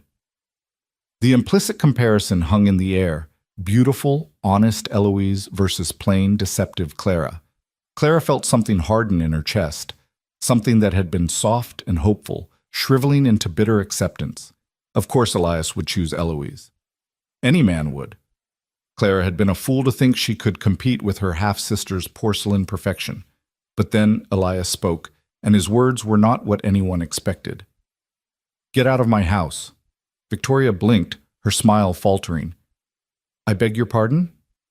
I said get out. Elias's voice was steel. You come here with your legal papers and your schemes, thinking you can manipulate me the way you clearly manipulated Clara, thinking I'll just discard one woman for another like they're interchangeable. Well, I won't. Mr. Grant, I really think you should consider— I don't care what you think. Elias moved toward Victoria with controlled fury, and she actually took a step back. You forced Clara into this situation. You sent her here under false pretenses, made her believe she had no other choice, then followed her here to destroy whatever peace she'd managed to build. You're not concerned about legality or propriety. You just can't stand that Clara found something good, something that was hers, away from your control. Victoria's mask of politeness cracked, revealing the venom beneath. How dare you speak to me that way? I am trying to help you. You're trying to help yourself. Elias cut her off.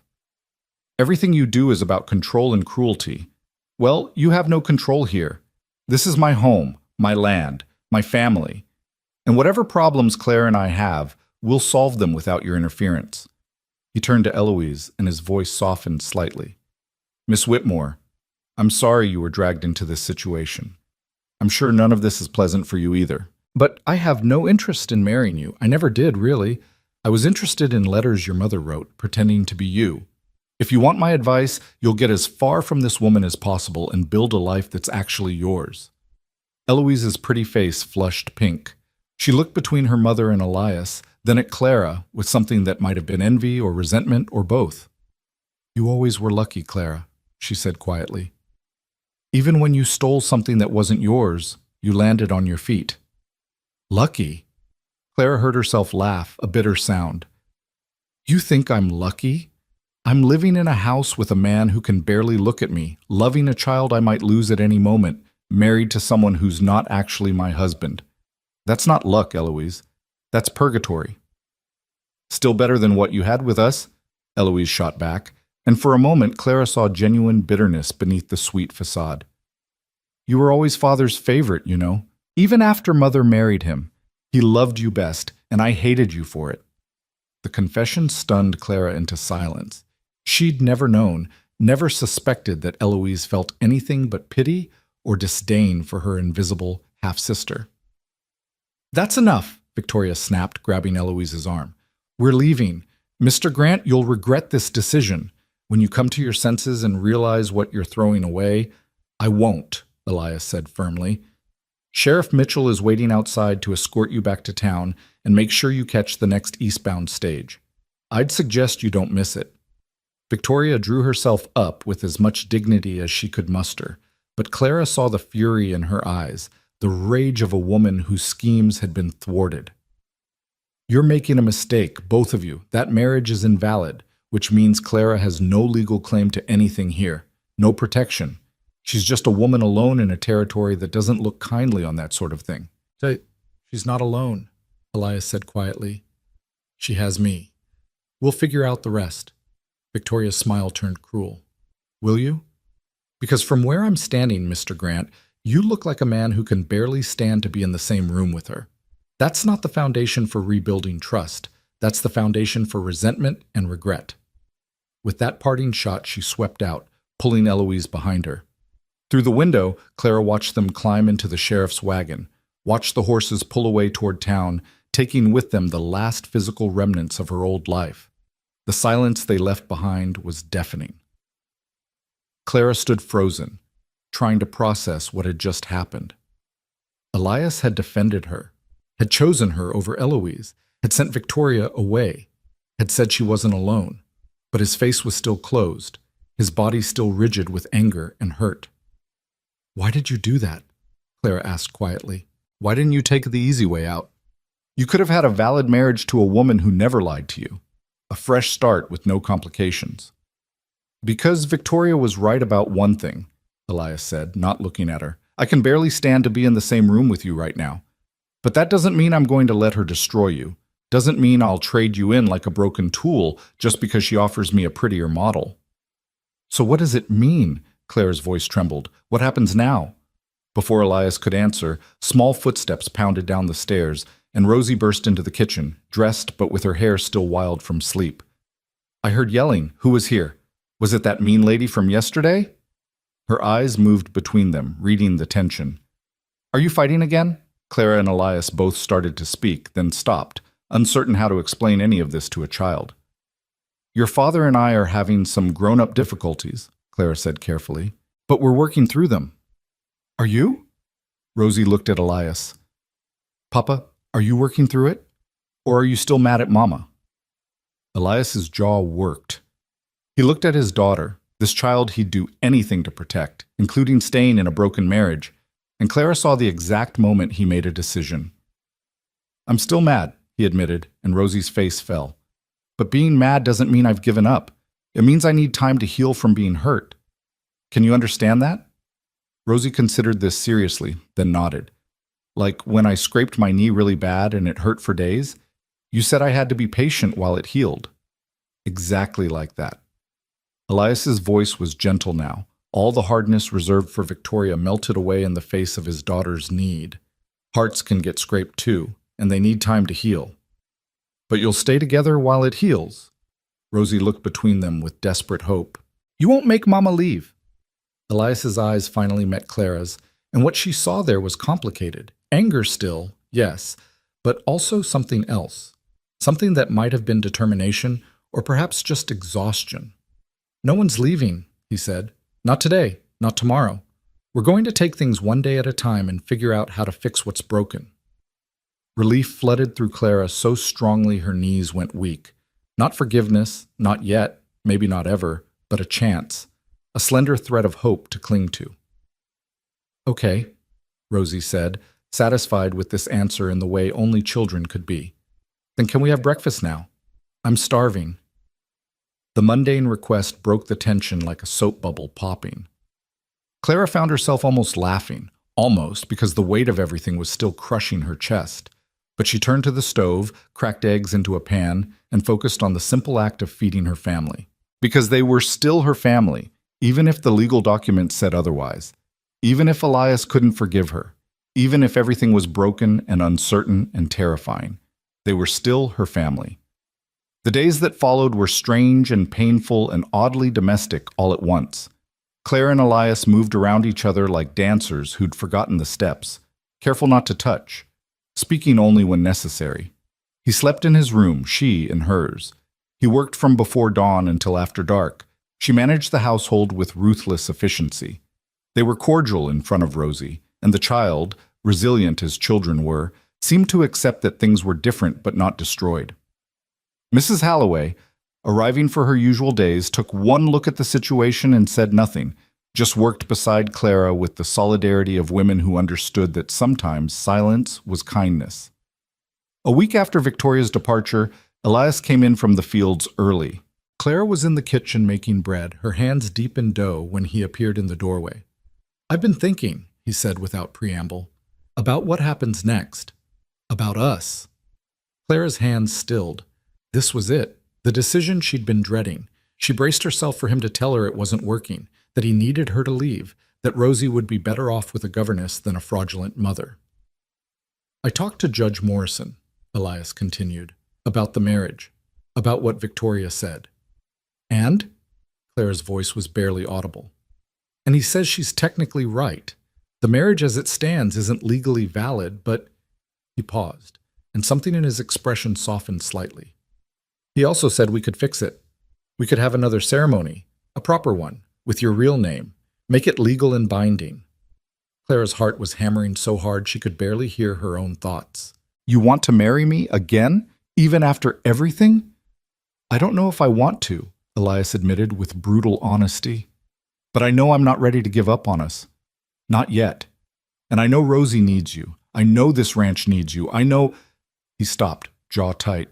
"I know that somewhere under all the lies and hurt, there's something real between us. And I think that's worth fighting for." Tears blurred Clara's vision. She tried to speak, but couldn't force words past the lump in her throat. "I'm not saying I forgive you," Elias continued. "I'm not saying everything's fine. But I'm saying I want to try. I want to see if we can build something true out of the mess we've made. If you're willing." "Willing?" Clara's laugh came out choked with tears. "Elias, I would do anything, anything, to earn your trust back. To be the wife you deserve. To make this real."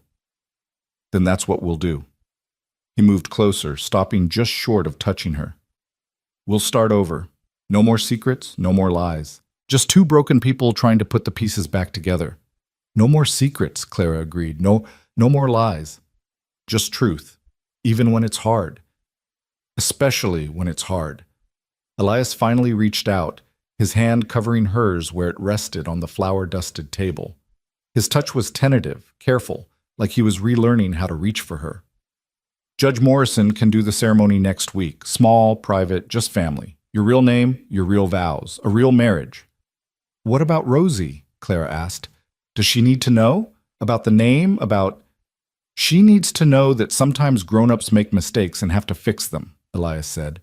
"She needs to know that her mama's real name is Clara, not Eloise. But she doesn't need to know all the ugly details. Not yet. Maybe not ever. Children don't need to carry adult burdens." Clara nodded, grateful for his wisdom. She looked down at their joined hands, his work roughened and strong, hers pale and dusted with flour, and felt the first tiny seed of hope take root. "I love you," she whispered. "I know I don't have the right to say it, and I know you might not believe me, but it's true. I love you, Elias Grant, and I'll spend the rest of my life proving it if you'll let me." Elias was quiet for a long moment, and when he spoke, his voice was rough with emotion. "I love you too. That's what makes this so hard. If I didn't love you, the lying wouldn't hurt so much. But I do, and it does. And somehow we have to find a way to live with both of those truths." "We will," Clara said with more certainty than she felt. "One day at a time, one moment of honesty at a time. We'll find our way back to each other." The second wedding was nothing like the first. No fancy dress, no elaborate ceremony, no guests beyond Mrs. Halloway and Sheriff Mitchell serving as witnesses. Just Clara and Elias standing in the parlor while Judge Morrison read the vows.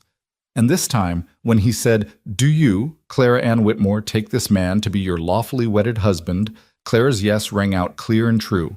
Her real name, her real vows, her real marriage. Rosie stood beside them in her Sunday best, holding a bouquet of late autumn flowers she'd insisted on picking. When the judge pronounced them husband and wife, the child let out a cheer that made everyone laugh. "Now you're really truly married," Rosie announced. "And Mama's name is Clara, which is prettier than Eloise anyway. I like it better." "Me too, sweetheart," Elias said softly, his eyes on Clara. "Me too." That night, Clara stood in her room, still separate from Elias's, still giving him space, and looked at the marriage certificate Judge Morrison had left. Clara Ann Whitmore Grant. Her real name, finally, making everything legal and true. A soft knock on her door made her turn. Elias stood in the hallway, his hair damp from washing, his feet bare. I thought, he paused, seeming uncertain. I thought maybe we could talk. Really talk. About everything. About your childhood. About why you believe Victoria. About how we move forward from here. Clara opened the door wider, inviting him in. They sat on the edge of her bed, not touching, still careful, still learning how to be honest with each other, and Clara began to speak. She told him everything. About her father, about the years before Victoria, about the slow erasure of her identity after her father remarried. She told him about Eloise's illness, about Victoria's cruel proposition, about the desperate fear that had driven her onto that stagecoach. And Elias listened. Sometimes his jaw tightened with anger, not at Clara, but at the people who'd made her feel so worthless. Sometimes his eyes grew sad, but he listened to all of it, let her pour out years of pain and fear and loneliness, and didn't interrupt or judge. When she finally fell silent, wrung out and exhausted, Elias reached over and took her hand. "Thank you," he said simply, "for trusting me with the truth, for letting me see all of you, not just the parts you thought I'd find acceptable." "Thank you for listening," Clara whispered, "for not turning away." They sat there in the quiet for a long time, hands linked, beginning the slow process of rebuilding what had been broken. It would take time, months, maybe years, to fully heal. But they had time. They had commitment. They had love. Battered, but not destroyed. And that would be enough. 3 months later, Clara stood on the porch, watching the first real snowfall of winter, her hands wrapped around a cup of coffee. The ranch was beautiful under its blanket of white, peaceful and still. Behind her, she could hear Rosie chattering to her father about Christmas plans, her voice bright with excitement. Elias emerged from the house, settling beside Clara on the porch railing. He didn't say anything, just stood close enough that their shoulders touched. Small touches had become their language over these months, gentle, careful rebuildings of physical intimacy. A hand on the small of her back, fingers brushing as they passed dishes, shoulders touching as they sat together in the evenings. "Penny for your thoughts," he said after a while. Clara smiled, leaning slightly into his warmth. "I was thinking about a story, about a girl who wasn't a princess but wished on the stars anyway." Did the stars answer? They did, but not in the way she expected. Clara turned to look at him, this man who'd chosen to fight for their marriage instead of walking away. They gave her something harder than a fairy tale ending. They gave her the chance to earn one. Elias's arm came around her waist, pulling her closer. "And is she happy? This girl in your story?" Clara thought about it, about the hard months behind them and the uncertain years ahead, about trust slowly rebuilding, about Rosie's laughter filling the house, about the small moments of genuine connection that grew more frequent each day, about waking up this morning to find Elias had left a cup of coffee on her nightstand before heading out to the barn, a tiny gesture that said more than words. "She's getting there," Clara said softly. "She's learning that happiness isn't a destination. It's the choice you make every day. The choice to stay, to be honest, to love even when it's hard. Especially when it's hard." "Mama, Papa," Rosie's voice called from inside. "Come see, I drew a picture of our family." They went inside together, Elias's hand finding Clara's naturally, a gesture that had become habit again. Rosie's picture showed 3 stick figures standing in front of a house, smiling suns above their heads. Under it, in careful letters, she'd written, "My family, Papa, Mama Clara, and me. God sent her after all."